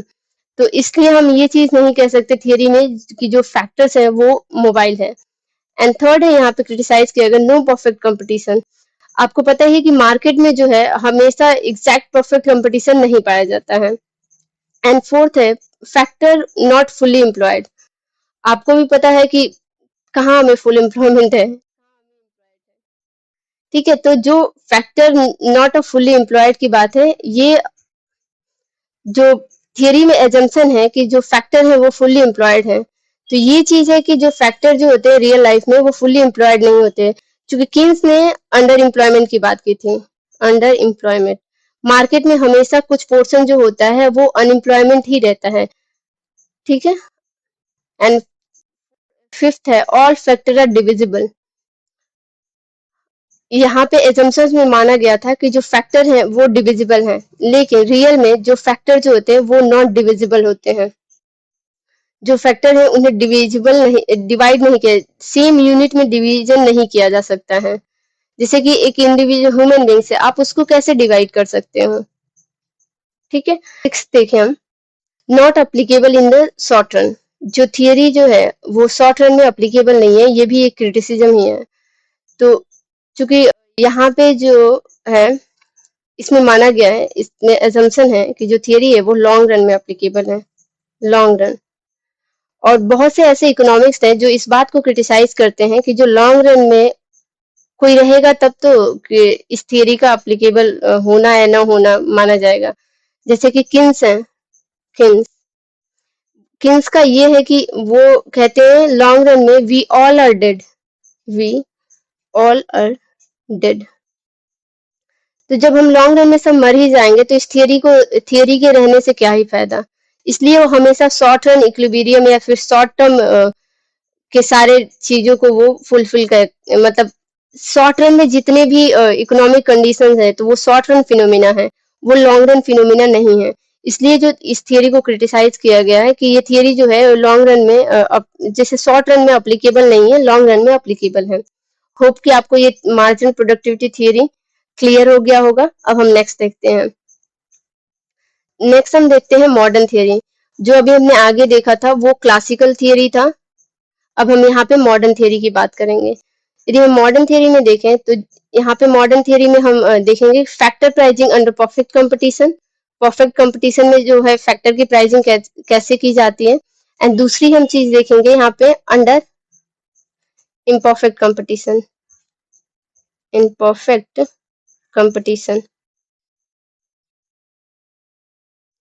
अभी इस स्लाइड में हम परफेक्ट कंपटीशन में जो फैक्टर प्राइसिंग है वो कैसे की जाती है वो देखते हैं। एंड अगले स्लाइड में हम इम्परफेक्ट कंपटीशन को देखेंगे। The price of factor of product, like the price of product is determined by demand and supply. जो प्राइस है फैक्टर की, price of factor, price of factor जो है डिटरमाइंड होता है डिमांड और उसकी सप्लाई जहाँ पे एक दूसरे पर इंटरसेक्ट करती हैं। ये सप्लाई है, डिमांड है, यहाँ पे जो प्राइस है उस फैक्टर की वो डिटरमाइन होती है। ठीक है, तो इसके कुछ एजम्पशंस है परफेक्ट कंपटीशन में यदि फैक्टर प्राइसिंग की जाती है तो फर्स्ट है यहाँ पे perfect competition in the product market and the factor market, दोनों मार्केट में जो है परफेक्ट कंपटीशन है। एंड सेकेंड है number of buyer and seller is large, जो बायर है उस फैक्टर को और जो बेचने वाले हैं, जो खरीदने वाले हैं उस फैक्टर की जो उनका नंबर है वो ज्यादा है। एंड थर्ड है all unit of factor is homogeneous. And fourth है factor of production is perfectly mobile. And fifth है there is a perfect substitutability between factor and their units. And sixth है all factor unit are divisible. And seventh है buyer and sellers have a perfect knowledge about a market. And eighth है buyer and seller of a factor have a complete freedom to enter and leave the market. And ninth है the law of variable proportion operate. अभी मैंने पीछे आपको बताया था कि law of variable proportion क्या है। इसमें यह है कि यदि हम किसी वन यूनिट ऑफ फैक्टर के जो वन यूनिट ऑफ फैक्टर को यदि हम इंक्रीज करते हैं तो उसकी जो मार्जिनल प्रोडक्टिविटी होती है शुरू में इंक्रीज होती है, देन कुछ समय के बाद से डिक्रीज होना शुरू होती है और कुछ समय के बाद से जो उसकी मार्जिनल प्रोडक्टिविटी होती है वो जीरो हो जाती है। और उसके बाद भी फैक्टर को इम्प्लॉय किया जाता है तो उसकी मार्जिनल प्रोडक्टिविटी है वो निगेटिव हो जाती है। ये लॉ ऑफ वेरिएबल प्रोपोर्शन में हमने पीछे भी देखा था। अब हम यदि थियरी को देखें, यदि डिटर्मिनेशन ऑफ फैक्टर प्राइस जो है ये दो चीजों पर डिटरमाइन होता है। फर्स्ट यहाँ पे इक्विलिब्रियम, फॉर्म्स के इक्विलिब्रियम की बात करें तो फॉर्म्स इक्विलिब्रियम में होंगे वहां पे जहाँ पे मार्जिनल रेवेन्यू प्रोडक्ट यदि बराबर होगा उसके मार्जिनल फैक्टर कॉस्ट के। एंड सेकेंड है मार्जिनल रेवेन्यू प्रोडक्ट कर्व जो है कट करेगा मार्जिनल फैक्टर कॉस्ट को ऊपर से एट इक्विलिब्रियम पॉइंट पे। ठीक है, तो शॉर्ट रन में यहाँ पे कंडीशन को दिखाया गया है। एक है लॉस, सेकेंड है super normal profit and third है नॉर्मल प्रॉफिट। अभी हमने marginal productivity theory of distribution में भी ये चीज देखा था। अब यहाँ पे भी हमें देख लेते हैं फैक्टर प्राइसिंग के लिए। क्योंकि परफेक्ट कंपटीशन है तो जो प्राइस है फैक्टर की ऑलरेडी मार्केट में गिवन है, तो यहाँ पे जो मार्जिनल एवरेज फैक्टर कॉस्ट बराबर होगा उसके मार्जिनल फैक्टर कॉस्ट की। ठीक है, तो अब इस पॉइंट पे यदि हम देखें तो ये इक्विलिब्रियम का पॉइंट है, पॉइंट ए। यहाँ पे मार्जिनल रेवेन्यू प्रोडक्ट जो है मार्जिनल फैक्टर कॉस्ट को पॉइंट ए पे कट करती है और दूसरा जो इसका कंडीशन है कि ऊपर से कट करती है ये इसको भी फुलफिल करता है। तो यहाँ पे जो प्राइस होगी वो डिटरमाइन हो जाएगी, फैक्टर की जो पेमेंट है वो डिटरमाइन हो जाएगी और यूनिट ऑफ फैक्टर डिटरमाइन हो जाएगा। अब इस पॉइंट पे यदि हम देखें क्यू ओ क्यू यूनिट पे जो फैक्टर का पेमेंट है ओपी हो रहा है और लेकिन इस फैक्टर को एम्प्लॉय करने के बाद से जो उसकी एवरेज रेवेन्यू प्रोडक्ट जो है वो बी ओ सी कह लें या फिर क्यू बी हो रहा है। ओ सी जो है उसका रिटर्न है, return of the factor, of the factor. Factor को एम्प्लॉय करने पे जो रिटर्न मिल रहा है फॉर्म्स को या फिर जो रेवेन्यू मिल रहा है, रेवेन्यू ऑफ फैक्टर, ये ज्यादा उचित होगा एज कंपेरिजन टू रिटर्न के। और जो उस फॉर्म्स को जो कॉस्ट पे करना पड़ मतलब जो फॉर्म फैक्टर को पेमेंट करना पड़ रहा है फॉर्म्स को, payment of A factor, payment of A factor. यहाँ पे पेमेंट जो है उस फैक्टर की ओ पी हो रही है और इसी पॉइंट पे सेम फैक्टर की जो रिटर्न जो है या फिर रेवेन्यू जो है वो ओसी हो रहा है। इसका मतलब जो है फॉर्म्स को डी सी पी जो है ये एरिया फॉर्म्स के लिए लॉस, जो फॉर्म है वो लॉस में जा रही है, क्योंकि इस पॉइंट पे फॉर्म्स को पेमेंट ज्यादा करना पड़ रहा है एज कंपेरिजन टू उसके रेवेन्यू से।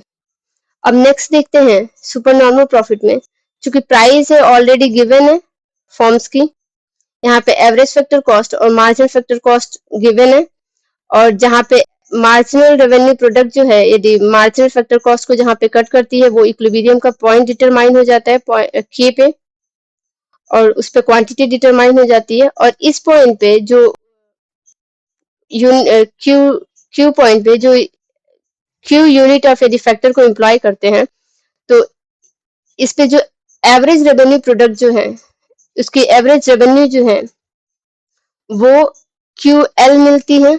क्यू एल जो रेवेन्यू है, फॉर्म्स को रेवेन्यू जो है, यदि O Q unit of factor को एम्प्लॉय करता है तो उसे Q L unit of revenue मिलता है, और इस फैक्टर को क्यू के क्यू के क्यू के जो है अमाउंट ये पेमेंट करता है, और क्यू एल अमाउंट जो है उसको रिटर्न मिलता है, रेवेन्यू मिलता है। तो एम पी जो है इसका प्रॉफिट हो जाएगा, क्योंकि पेमेंट कम करना पड़ रहा है और उस फैक्टर को एम्प्लॉय करने पे उसको रिटर्न ज्यादा मिल रहा है। तो इस फैक्टर के लिए ये सुपर नॉर्मल प्रॉफिट होगा, सुपर नॉर्मल प्रॉफिट होगा फॉर्म्स को। और यदि इस नॉर्मल प्रॉफिट के कंडीशन को देखें, तो जहाँ पे मार्जिनल रेवेन्यू प्रोडक्ट जो है, marginal revenue product marginal factor cost को जहाँ पे कट करती है पॉइंट ई पे, वहां पे उस फैक्टर का प्राइस डिटरमाइन हो जाता है, पी प्राइस, और O Q unit of factor, Q unit of factor को एम्प्लॉय किया जाता है, और इस O Q unit of factor पे जो फर्म्स को रिटर्न मिलता है, एवरेज रेवेन्यू प्रोडक्ट जो होता है वो क्यू ई रहता है। जो क्यू ई जो है उस फॉर्म्स का रिटर्न है, रिटर्न या रेवेन्यू है, रेवेन्यू यदि O Q unit of factor को एम्प्लॉय करता है, और ओपी जो है वो पेमेंट करता है उस फैक्टर को, पेमेंट। तो यहाँ पे हम देखते हैं कि जो पेमेंट है और जो उसको रिटर्न मिल रहा है वो दोनों के दोनों बराबर हैं। इसका मतलब जो दोनों बराबर हैं, तो इसका मतलब ये है कि जो फर्म्स है वो नॉर्मल प्रॉफिट में है, नॉर्मल प्रॉफिट को बियर कर रही है। ठीक है, होप कि आपको ये कंडीशन तीनों क्लियर हो गया होगा। क्योंकि इस थ्योरी में बताया गया under perfect competition in a factor of firms में B earning supernormal profit are incurring a losses is the short run, but in the long run long run must earn the normal profit। जो firms जो है वो long run में, मैंने आपको पीछे ही बताया था कि चूंकि वो लॉन्ग रन में ओनली नॉर्मल प्रॉफिट को, नॉर्मल नॉर्मल प्रॉफिट ओनली वो नॉर्मल प्रॉफिट को अर्न करती हैं। जैसे कि आपको मैंने पीछे बताया था कि जो लॉन्ग रन में क्या है कि वही फर्म सस्टेन कर पाती हैं जो लॉसेस बियर ना करे। जो शॉर्ट रन में लॉस बियर कर रही है वो लॉन्ग रन में क्या करेंगे, वो मार्केट से बाहर चली जाएंगे। और यदि लॉन्ग रन में कोई फर्म जो है सुपर नॉर्मल प्रॉफिट अर्न कर रही है, तो दूसरी जो फर्म्स होंगी उसको देख के और मार्केट में आ जाएंगे, और मार्केट में आने के बाद से जो फर्म, चूंकि वो होमोजीनियस प्रोडक्ट ले रही हैं और परफेक्ट कंपटीशन में है, तो free entry and free exit है। दूसरी फर्म्स यदि आएंगे और homogeneous factor, same unit factor का यूज कर रही हैं, वहां पे क्या होगा कि बहुत सारे फैक्टर्स, बहुत सारे फॉर्म्स बन जाएंगे और फैक्टर का डिमांड करने लगेंगी। तो वहां पे जो फॉर्म जो सुपर नॉर्मल प्रॉफिट अर्न कर रहा था, तो वो नॉर्मल प्रॉफिट में आ जाएगा। ठीक है, अब नेक्स्ट देखें हम factor pricing under imperfect competition में देखें, तो यहाँ पे हम तीन कैटेगरी में इसे स्टडी कर सकते हैं। फर्स्ट है यहाँ पे when the factor market is perfectly competitive and product market is perfectly competitive या मोनोपोलिस्टिक। And second है when there is a monopsony in the factor market and perfect competition in the product market. And third है when there is a monopsony in the factor market and monopoly in the product market. क्योंकि यहाँ पे factor market and product market दोनों में ही monopoly है। यहाँ पे यदि फैक्टर मार्केट में मोनोप्सोनी है, इसका मतलब ये है कि जो सिंगल सिंगल बायर है मार्केट में, फैक्टर मार्केट में, और यदि प्रोडक्ट मार्केट में मोनोपोली है तो इसका मतलब ये है कि सिंगल सेलर है, सिंगल सेलर। ठीक है, अब आगे हम इस चीज को डिस्कस करेंगे।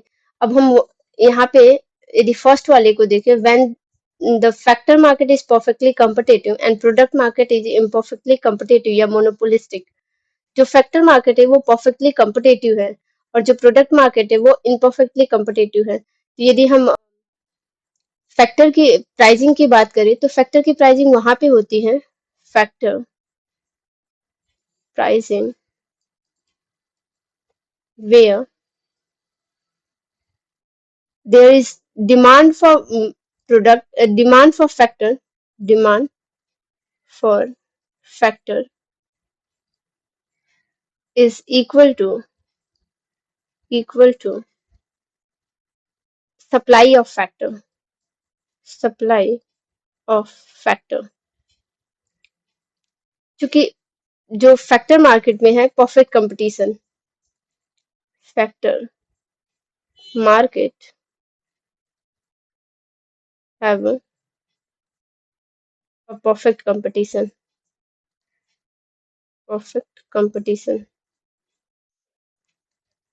इसका मतलब ये है कि जो फॉर्म्स है जहां से वो फैक्टर का सप्लाई कर रही है वहां पे क्या है, परफेक्ट कंपटीशन है। तो जब सप्लाई मार्केट में या फिर जो सप्लाई है फैक्टर की, वहां पे परफेक्ट कंपटीशन है, सप्लाई जहां पे है, तो जो सप्लाई कर्व जो होगी फैक्टर मार्केट की, वहां पे क्या होगा, जो प्राइस होगा, यदि परफेक्ट कंपटीशन है तो वहां पे प्राइस जो होगा वो एवरेज फैक्टर कॉस्ट और जो मार्जिनल फैक्टर कॉस्ट है वहां पे बराबर होंगी। एवरेज फैक्टर कॉस्ट और मार्जिनल फैक्टर कॉस्ट क्या होगा कि बराबर होगा। यदि फैक्टर मार्केट जो प्रोडक्ट मार्केट जो है,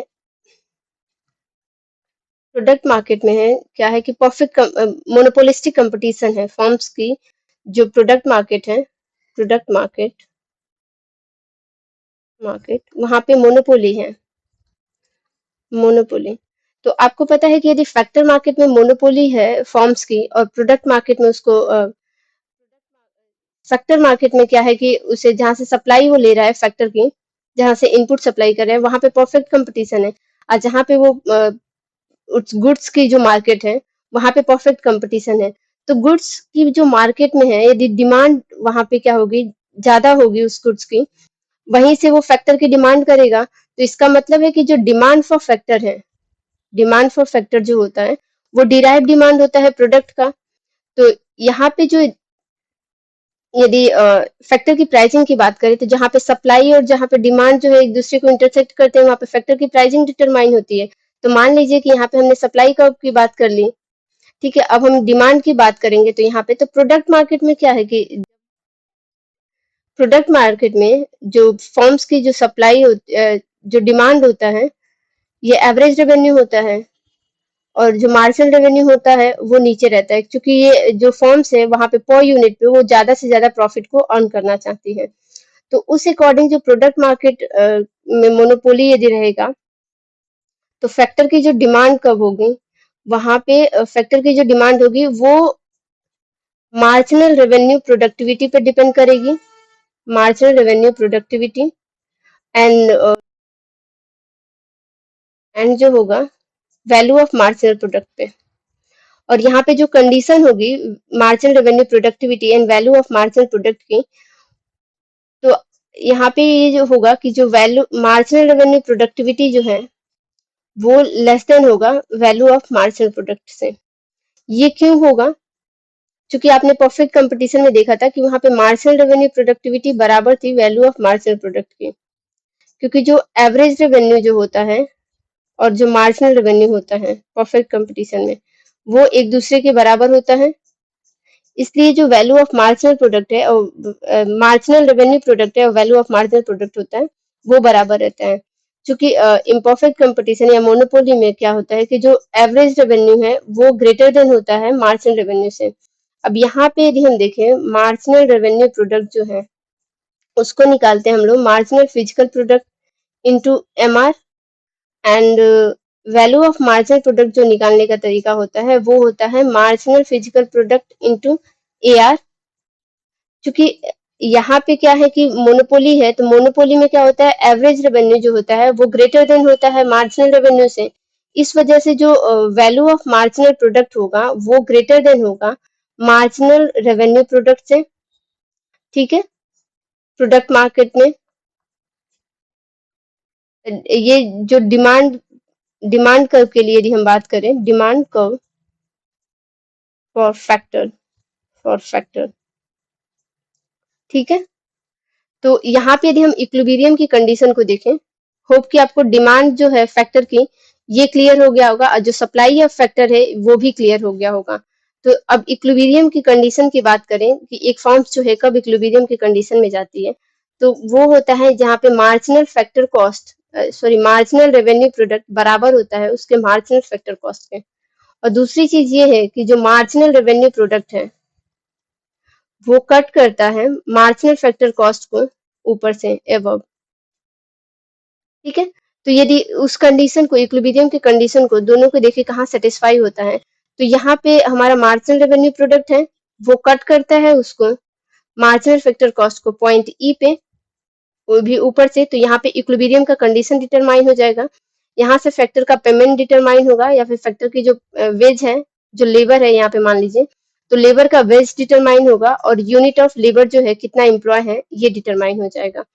ठीक है, लेकिन यहाँ पे जो लेबर का जो मार्जिनल रेवेन्यू प्रोडक्टिविटी है पॉइंट ई पे है, और लेकिन अभी भी जो मार्जिनल की वैल्यू जो लेबर की है, वैल्यू ऑफ मार्जिनल प्रोडक्टिविटी जो है वो लेबर की ओ ए है, क्यू ए है, क्यू ए जो है लेबर जो लेबर की वैल्यू ऑफ मार्जिनल प्रोडक्टिविटी है कि इस लेबर को इतना पेमेंट मिलना चाहिए। यदि हम यहाँ से यदि एक पॉइंट ले लें, हम यहाँ पे सी पॉइंट ले लें, तो उस लेबर का जो पेमेंट है उसकी margin value of marginal productivity के अकॉर्डिंग ही उस लेबर का वेज डिटरमाइन किया जाना चाहिए, ओ सी यूनिट, या फिर यूं कह ले कि क्यू ए जो है उस लेबर को पेमेंट मिलना चाहिए या फिर उसका वेज मिलना चाहिए, लेकिन रियल में कितना मिलता है, ओ पी या फिर क्यू ई जो है उसका पेमेंट या फिर वेज मिलता है, पेमेंट। ठीक है, तो यहाँ पे लेबर का जो है लेबर का जो है यहाँ पे एक्सप्लॉइटेशन हो जाता है, मोनोपोलिस्टिक कंपटीशन यदि प्रोडक्ट मार्केट में रहती है, तो ए ई जो यूनिट है, ए ई अमाउंट जो है लेबर का एक्सप्लॉइटेशन होता है, एक्सप्लॉइटेशन ऑफ लेबर। तो इसे ही जॉन रॉबिन्सन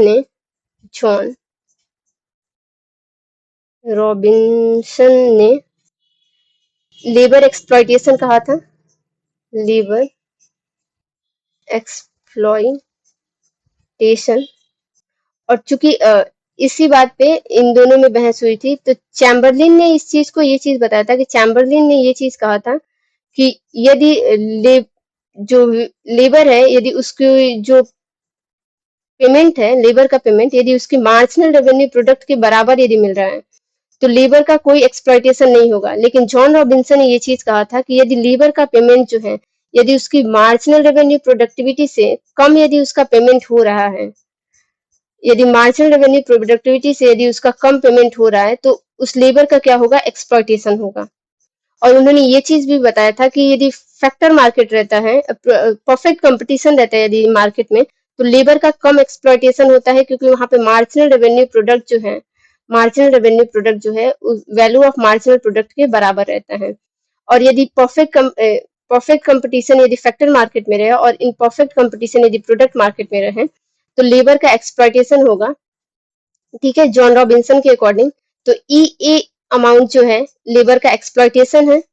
और चैम्बरलिन ने कहा था कि यदि उसके पेमेंट जो है मार्जिनल रेवेन्यू प्रोडक्ट के बराबर होता है तो लेबर का किसी प्रकार का एक्सप्लॉइटेशन नहीं होगा। ये इसमें थोड़ा सा इंक्लूड करना था मुझे क्योंकि एग्जाम में ये पूछता है। अब यहाँ पे यदि हम पॉइंट ई की बात E1 की बात करें तो यहाँ पे क्या है, ये यहाँ पे लेबर का वैल्यू ऑफ मार्जिनल प्रोडक्ट बराबर है इसके मार्जिनल रेवेन्यू प्रोडक्ट से, और यहाँ पे लेबर का जो है किसी प्रकार का एक्सप्लॉयटेशन नहीं हुआ है Q A amount of labour को फैक्टर को एम्प्लॉय करने पे। नेक्स्ट हम देखते हैं when there is a monopoly in factor market and perfect competition in the product market. तो मोनोपोली है फैक्टर मार्केट में कह रहा है और परफेक्ट कंपटीशन है प्रोडक्ट मार्केट में। मोनोपोली यदि फैक्टर मार्केट में है इसका मतलब मोनोपोली का मतलब सिंगल बायर है, सिंगल बायर है। फैक्टर में एक ही बायर है जो उसकी सप्लाई कर रहा है फैक्टर्स की, ठीक है। यदि हम सप्लाई साइड से बात करें, सप्लाई साइड ऑफ फैक्टर, तो यदि वो सिंगल बायर है फैक्टर्स का, तो वो पर यूनिट पे क्या चाहेगा कि ज्यादा से ज्यादा क्या है कि हम अपना वेज अर्न कर सके। जो फैक्टर है वो हर एक यूनिट पे क्या है कि वो ज्यादा वेज की डिमांड करेगा, ठीक है, क्योंकि वो एक तरह से पर्टिकुलर एक ही जैसे लेबर्स को हायर कर रहा है फॉर्म्स। और फैक्टर मार्केट में क्या है जहां से वो सप्लाई कर रहा है, इनपुट अपना ले रहा है फॉर्म्स, वहां पे मोनोपोली है। मान लीजिए कि एक फॉर्म्स है, यदि फॉर्म्स है जो एक पर्टिकुलर, मान लीजिए कि कंप्यूटर सॉफ्टवेयर इंजीनियर को हायर कर रहा है, वो सॉफ्टवेयर इंजीनियर इंजीनियर को हायर कर रहा है, ठीक है, पर्टिकुलर रीजन में। तो यहाँ पे सॉफ्टवेयर इंजीनियर जो है वो एक आध है, और ये जो एक आध ही है जो है, तो ये क्या करेंगे यदि फॉर्म्स की डिमांड होगी तो ये जो अपनी सप्लाई देंगे क्या करेंगे, वो पर यूनिट पे जो है वेजेस को अपने इंक्रीज कर देंगे, क्योंकि उन्हें पता है कि फॉर्म्स को जरूरत है उनकी। तो क्या करेंगे अपने वेजेस का डिमांड पर यूनिट पे क्या करेंगे, वो बढ़ाते रहेंगे। तो इस वजह से जो उनकी मार्जिनल फैक्टर कॉस्ट होगी फॉर्म्स की, वो ज्यादा होगी। उन्हें हर एक यूनिट के लिए, हर एक सॉफ्टवेयर इंजीनियर के लिए उन्हें ज्यादा पेमेंट करना पड़ेगा, ठीक है। इस वजह से उनकी मार्जिन फैक्टर कॉस्ट होगी वो ज्यादा होगी उसके एवरेज फैक्टर कॉस्ट की। और जो एवरेज फैक्टर कॉस्ट होता है एक तरह से वो सप्लाई कर्व होती है, सप्लाई कर्व ऑफ फैक्टर। और यहीं से जो वेजेस है वो डिटरमाइन होती है, फैक्टर की जो वेजेस होंगी यहीं से डिटरमाइन होगी सप्लाई कर्व के थ्रू, ठीक है। होप कि आपको ये क्लियर हो गया होगा। अब आगे के लिए हम इसे हटा देते हैं।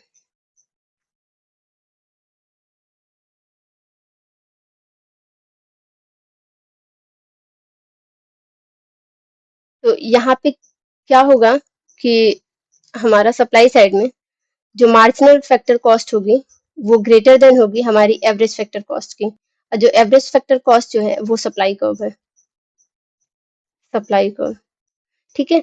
अब यहाँ पे यदि हम डिमांड साइड की बात करें, डिमांड साइड ऑफ फैक्टर,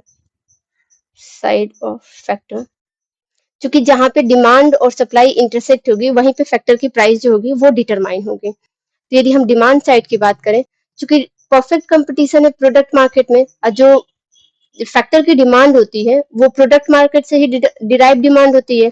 और प्रोडक्ट मार्केट में क्या है कि परफेक्ट कंपटीशन है, तो परफेक्ट कंपटीशन है प्रोडक्ट मार्केट, तो वहां पे क्या होगी उसकी मार्जिनल रेवेन्यू जो होगी प्रोडक्ट मार्केट में, वो एवरेज रेवेन्यू की क्या होगी, वो बराबर होगी प्रोडक्ट मार्केट में उस पर्टिकुलर गुड्स के लिए। तो इस वजह से जो उस फैक्टर मार्केट में जो डिमांड होगा मार्जिनल रेवेन्यू प्रोडक्ट और जो वैल्यू ऑफ मार्जिनल प्रोडक्ट होगा उस फैक्टर का, वो बराबर होगा। ये क्यों बराबर होगा, क्योंकि जो मार्जिनल रेवेन्यू प्रोडक्ट होता है वो होता है marginal physical productivity into marginal revenue. उस फैक्टर की कितनी रेवेन्यू है, यदि 1 यूनिट ऑफ फैक्टर को यदि हम एम्प्लॉय कर रहे हैं तो उस फैक्टर की मार्जिनल रेवेन्यू प्रोडक्टिविटी मतलब टोटल रेवेन्यू में कितना इंक्रीज कर रहा है उसको बढ़ने से, उसकी क्वांटिटी कितनी बढ़ रही है, ठीक है। तो उस फैक्टर की मार्जिनल रेवेन्यू कितनी है यदि 1 यूनिट बढ़ाते हैं, और उसकी वैल्यू ऑफ मार्जिनल प्रोडक्टिविटी कितनी है। तो वैल्यू ऑफ मार्जिनल प्रोडक्टिविटी निकालने के लिए marginal physical productivity into AR होता है, ठीक है। तो चूंकि परफेक्ट कंपटीशन है तो यहाँ पे AR जो होगा वो MR के बराबर होगा। इस वजह से जो डिमांड होता है फैक्टर का, वो marginal revenue productivity and value of marginal product जो है वो दोनों पे ही डिपेंड करता है, ठीक है। यदि मोनोपोलिस्टिक रहे या मोनोपोलिस्टिक कंपटीशन रहे या मोनोपोली रहे, तो वहां पे जो डिमांड होता है फैक्टर की, वो डिपेंड करती है marginal value of marginal product के। ठीक है, तो यहाँ पे परफेक्ट कंपटीशन है प्रोडक्ट मार्केट में, इसलिए जो डिमांड है फैक्टर की, वो जो मार्जिनल रेवेन्यू प्रोडक्ट और वैल्यू ऑफ मार्जिनल प्रोडक्ट है, इन दोनों पे ही डिपेंड करेगी और दोनों बराबर होंगे। तो यहाँ पे यदि हम कंडीशन देखें इक्विलिब्रियम का, तो इक्विलिब्रियम का कंडीशन होता है जहाँ पे मार्जिनल फैक्टर कॉस्ट या फिर मार्जिनल रेवेन्यू प्रोडक्टिविटी बराबर होता है मार्जिनल फैक्टर कॉस्ट की। और दूसरी कंडीशन ये चीज होती है कि जो मार्जिनल रेवेन्यू प्रोडक्ट है वो कट करता है मार्जिनल फैक्टर कॉस्ट को from above.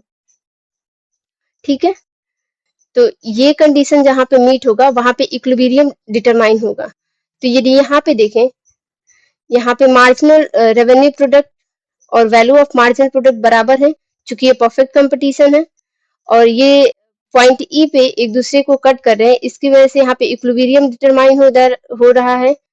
Q unit of factor, Q unit of factor determine हो रहा है, O Q unit of factor को एम्प्लॉय कर रहा है फॉर्म्स ई पॉइंट पे, ई इक्विलिब्रियम पॉइंट पे। और यहाँ पे ये चीज देखने वाली बात है कि जो फॉर्म्स का जो पेमेंट है वो कट कर रहा है जहाँ पे एवरेज फैक्टर कॉस्ट जो होगा यहाँ पे पॉइंट ए पे, और पॉइंट ए पे जो होगा फैक्टर का पेमेंट डिटरमाइन होगा, ये पेमेंट है उसका, या यूं कह ले वेज है उस फैक्टर का। ठीक है, तो एक तरह, और यहाँ पे जो एवरेज रेवेन्यू प्रोडक्ट है उस फैक्टर की जो एवरेज रेवेन्यू प्रोडक्ट है वो पॉइंट ई पे है। इसका मतलब कि ओक्यू यूनिट ऑफ फैक्टर को एम्प्लॉय करने पे, फैक्टर एम्प्लॉयड जो फॉर्म्स है वो प्राप्त करता है Q E amount of profit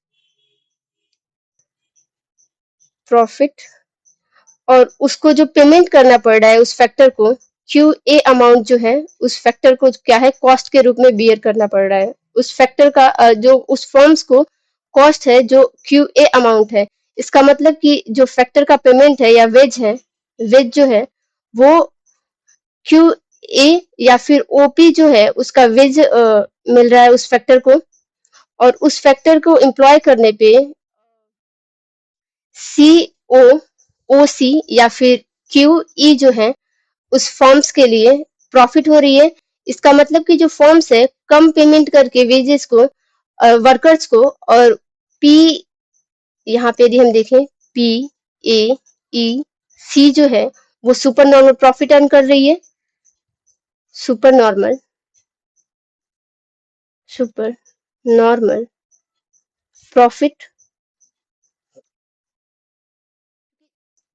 यहाँ पे जो पेमेंट है वर्कर्स को कम दे रही है और उस पेमेंट जितने वर्कर्स को एम्प्लॉय कर रही है उनको पेमेंट कम दे रही है, और इस इतने क्वांटिटी ऑफ फैक्टर्स को एम्प्लॉय करने के बाद से उस फॉर्म्स की जो एवरेज रेवेन्यू प्रोडक्ट है वो हो जा रही है, एवरेज रेवेन्यू प्रोडक्टिविटी जो है इस फैक्टर की वो ज्यादा हो रही है उसके पेमेंट के अकॉर्डिंग, इसलिए यहाँ पे जो फॉर्म्स है वो सुपर नॉर्मल प्रॉफिट अर्न कर रही है। लेकिन यहाँ पे एक चीज देखने वाली बात है कि अभी मैंने पीछे बताया था कि जॉन रॉबिन्सन ने ये चीज बताया था कि जो फॉर्म्स है, जो फैक्टर है उसका पेमेंट होना चाहिए जहां पे उसकी वैल्यू ऑफ मार्जिनल प्रोडक्टिविटी यदि उसकी बराबर हो उसके पेमेंट के, जितना वो वेजेस के बराबर हो, तो उस फैक्टर का जो होगा वो एक्सप्लॉइटेशन नहीं होगा। लेकिन यहाँ पे क्या है कि जो वेजेस का पेमेंट किया गया है वो उसकी वैल्यू ऑफ मार्जिनल प्रोडक्टिविटी या फिर यूं कह ले मार्जिनल रेवेन्यू प्रोडक्टिविटी जितनी फॉर्म्स की है उससे कम का पेमेंट जो है किया गया है उस फैक्टर का। इस वजह से जो है कम है, ये मार्जिनल रेवेन्यू प्रोडक्टिविटी ज्यादा है उसके पेमेंट से या फिर वेज से। इस वजह से जो ये वाला पॉइंट है ई ए जो पॉइंट है ई ए, एक तरह से वो मोनो मोनोपोशोन मोनोप्सोनिस्टिक एक्सप्लॉइटेशन है, एक्सप्लॉइटेशन ऑफ लेबर है, ऑफ लेबर। ठीक है, यदि वर्कर्स को यदि उनकी मार्जिनल रेवेन्यू प्रोडक्टिविटी या वैल्यू ऑफ मार्जिनल प्रोडक्ट के बराबर यदि उनको वेजेस नहीं मिलती है, तो एक तरह से उनका एक्सप्लॉइटेशन होता है इंडस्ट्रीज में या फर्म्स के अंतर्गत। ठीक है, इस चीज को जॉन रॉबिन्सन ने बताया था। होप कि आपको ये चीज क्लियर हो गया होगा। नेक्स्ट हम देखते हैं, when there is a monopoly in a factor market and monopoly in the product market. यदि फैक्टर मार्केट में मोनोपोली है तो इसका मतलब है कि सिंगल बायर है, सिंगल बायर। और यदि प्रोडक्ट मार्केट में मोनोपोली है तो इसका मतलब है कि ये सिंगल सेलर है, सिंगल सेलर। और इन दोनों के ही कंडीशन को, जहाँ पे सिंगल बायर और सिंगल सेलर हो, उसे बायलेटरल मोनोपोली कहते हैं, बायलेटरल मोनोपोली। और रियल लाइफ में यदि बायलेटरल मोनोपोली की बात करें तो वो आपको, यदि ट्रांसपोर्टेशन में यदि देखें, वहां पे भी पर्टिकुलरली यदि ट्रेन की बात करें कि ट्रेन के इंजन्स वगैरह जो कंपोनेंट्स वगैरह होते हैं या फिर डिब्बों का जो है, उसका यूज हम किसी दूसरे पर्पस के लिए नहीं कर सकते हैं। वो सिंगल बायर और सिंगल सेलर होते हैं, वही उस चीज को खरीदते हैं और वही बेचते भी हैं। ठीक है, तो एक ये है, हम बायलेटरल मोनोपोली का फॉर एग्जांपल देख सकते हैं। दूसरा जो एयरक्राफ्ट जो होती हैं, वो उनके जो कंपोनेंट होते हैं वो भी single seller and single buyer के ही, बायलेटरल मोनोपोली वहां भी देखी जाती है। ठीक है, एयरक्राफ्ट क्राफ्ट जो है, ठीक है, ऐसे बहुत सारे एग्जाम्पल हैं बायलेटरल मोनोपोली की रियल लाइफ में। अब यहाँ पे यदि हम उसके फैक्टर की प्राइसिंग की बात करें तो यहाँ पे देखने वाली बात है कि जो फैक्टर मार्केट में यदि मोनोपोली है, इसका मतलब कि ये है कि यदि सप्लाई साइड की यदि हम बात करें, यहाँ पे सप्लाई ऑफ फैक्टर की बात करें, ऑफ फैक्टर, तो यहाँ पे सप्लाई ऑफ फैक्टर यदि क्या होगा कि यहाँ पे जो मार्जिनल फैक्टर कॉस्ट होगा, अभी मैंने पीछे बताया था, वो ग्रेटर देन होगा उसके एवरेज फैक्टर कॉस्ट की। एवरेज फैक्टर कॉस्ट, ये मैं यहाँ से इसे हटा देती हूँ। जो मार्जिनल फैक्टर कॉस्ट होगा वो ग्रेटर देन होगा एवरेज फैक्टर कॉस्ट की, और जो एवरेज फैक्टर कॉस्ट के द्वारा ही क्या होगा, हमारी जो सप्लाई कर्व होगी वो डिटरमाइन होगी, सप्लाई कर्व। और यहीं पे जो होगा वेजेस डिटरमाइन होगा, वेजेस। ठीक है, उस पर्टिकुलर लेबर की या पर्टिकुलर फैक्टर की। अब दूसरी चीज है कि यदि हम डिमांड साइड की बात करें, demand of factor, of factor, तो जो डिमांड होती है वो प्रोडक्ट की डिमांड से ही डिराइव डिमांड होती है। तो चूंकि प्रोडक्ट मार्केट में ही मोनोपोली है, तो यदि प्रोडक्ट मार्केट में मोनोपोली है तो वहां पे क्या होगा कि जो प्रोडक्ट की जो डिमांड होगी वो डिपेंड करती है marginal revenue productivity and value of marginal product पे, जो है स्पेशली जो जो डिमांड कर्व होता है, डिमांड, ये डिपेंड करता है। तो वहां पे यदि हमने प्रोडक्ट मार्केट में आपको देखा होगा कि जो एवरेज रेवेन्यू प्रोडक्ट जो होता है, एवरेज रेवेन्यू, वो ग्रेटर देन होता है उसके मार्जिनल रेवेन्यू से, क्योंकि वहां पे पर यूनिट पे वो प्रॉफिट को अर्न करना चाहती है मोनोपोली।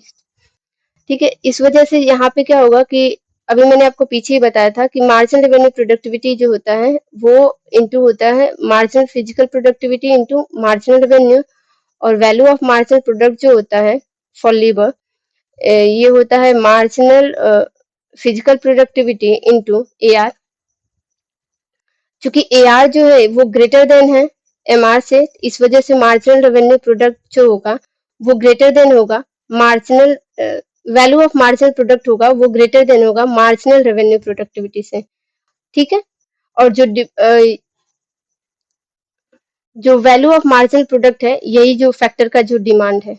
ठीक है, अब यहाँ पे यदि हम ग्राफ से देखें, और आपको यहाँ पे ये चीज कंडीशन पता ही है कि जहाँ पे मार्जिनल रेवेन्यू प्रोडक्ट जो है वो बराबर होता है मार्जिनल फैक्टर कॉस्ट से, वहां पे इक्विलिब्रियम का कंडीशन डिटरमाइन होता है। दूसरा कि मार्जिनल रेवेन्यू प्रोडक्ट जो है वो कट करें मार्जिनल फैक्टर कॉस्ट को फ्रॉम एबव, एबव। ठीक है, अब यहाँ पे यदि हम देखें कि जो हमारी मार्जिनल रेवेन्यू प्रोडक्ट है, मार्जिनल रेवेन्यू प्रोडक्ट, ये पॉइंट ई पे जो है कट कर रही है, तो यहाँ पे इक्विलिब्रियम का कंडीशन डिटरमाइन हो जाएगा ओ क्यू क्वांटिटी पे, ओ क्यू क्वांटिटी। ठीक है, या फिर ई क्यू। अब उस फैक्टर का जो पेमेंट होगा, उस फैक्टर का जो पेमेंट होगा वो डिटरमाइन होगा पी पॉइंट पे, ठीक है। जो उस फैक्टर का वेज दिया जाएगा वो क्यू पी दी जाएगी उस फैक्टर की वेजेस, और उस फैक्टर से जो रिटर्न होगा उस फैक्टर का जो वैल्यू ऑफ मार्जिनल प्रोडक्टिविटी जो है उसकी, वो है क्यू ए, उसका रेवेन्यू है या रिटर्न यू कह लें। उसकी प्रोडक्टिविटी इतनी है, लेकिन उसकी जो उसका पेमेंट जो है वो ओनली क्यू पी दी वेजेस दी जा रही हैं, और उसका जो रेवेन्यू है या प्रोडक्टिविटी है उसकी फिजिकल यूनिट में क्यू ए है।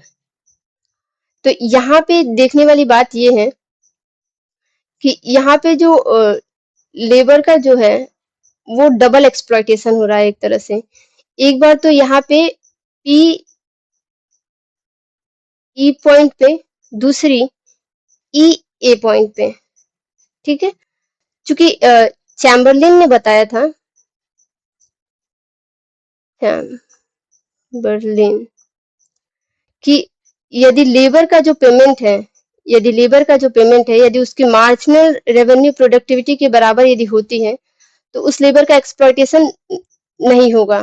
क्योंकि यहाँ पे क्या है कि उस लेबर का जो है मार्जिनल रेवेन्यू प्रोडक्टिविटी के बराबर भी मतलब पेमेंट नहीं हुआ है। एक चीज तो ये है। दूसरी चीज यदि यहाँ पे हम देखें जॉन रॉबिन्सन की, जॉन रॉबिन्सन बिन्सन, तो जॉन रॉबिन्सन ने ये चीज बताया था कि यदि लेबर का पेमेंट जो है यदि उसकी वैल्यू ऑफ मार्जिनल प्रोडक्टिविटी के बराबर होती है तो लेबर का एक्सप्लॉयटेशन नहीं होगा। क्योंकि इस बात को भी यहाँ पे फॉलो नहीं हुआ है, तो एक तरह से यहाँ पे तो चैम्बरलिन के अकॉर्डिंग एक्सप्लॉयटेशन है, दूसरी यहाँ पे जो एक्सप्लॉयटेशन है ये जॉन रॉबिन्सन के अकॉर्डिंग एक्सप्लॉयटेशन है। क्योंकि यहाँ पे पेमेंट जो है ये पी पॉइंट पे हुआ है लेबर का, और जो उसकी वैल्यू ऑफ मार्जिनल प्रोडक्टिविटी है वो ए पॉइंट पे है। और और जो जो जॉन रॉबिन्सन के चैम्बरलिन के अकॉर्डिंग यहाँ पे एक्सप्लॉयटेशन पी ई पॉइंट पे हुआ है, क्योंकि यहाँ पे मार्जिनल रेवेन्यू प्रोडक्टिविटी है उस फैक्टर की वो ज्यादा है एज कंपेरिजन टू उसके पेमेंट से। इस वजह से यदि मार्केट में मोनोपोली हो, प्रोडक्ट मार्केट में और फैक्टर मार्केट में भी मोनोपोली हो, तो यहाँ पे दो तरीके से लेबर का जो होगा ये एक्सप्लॉयटेशन होगा, एक्सप्लॉयटेशन ऑफ लेबर। तो इस वजह से इन दोनों पॉइंट को हम डबल एक्सप्लॉयटेशन के नाम से जानते हैं, डबल एक्सप्लॉयटेशन टेशन, ठीक है। होप कि आपको ये चीज क्लियर हो गया होगा। इन केस यदि कहीं भी डाउट है तो प्लीज आप कमेंट बॉक्स में लिख दीजिएगा, हम इसका सोल्यूशन प्रोवाइड करेंगे, ठीक है। यदि आपको हमारा वीडियो पसंद आता है तो प्लीज अपने को लर्नर के साथ शेयर कीजिएगा। And thanks for watching.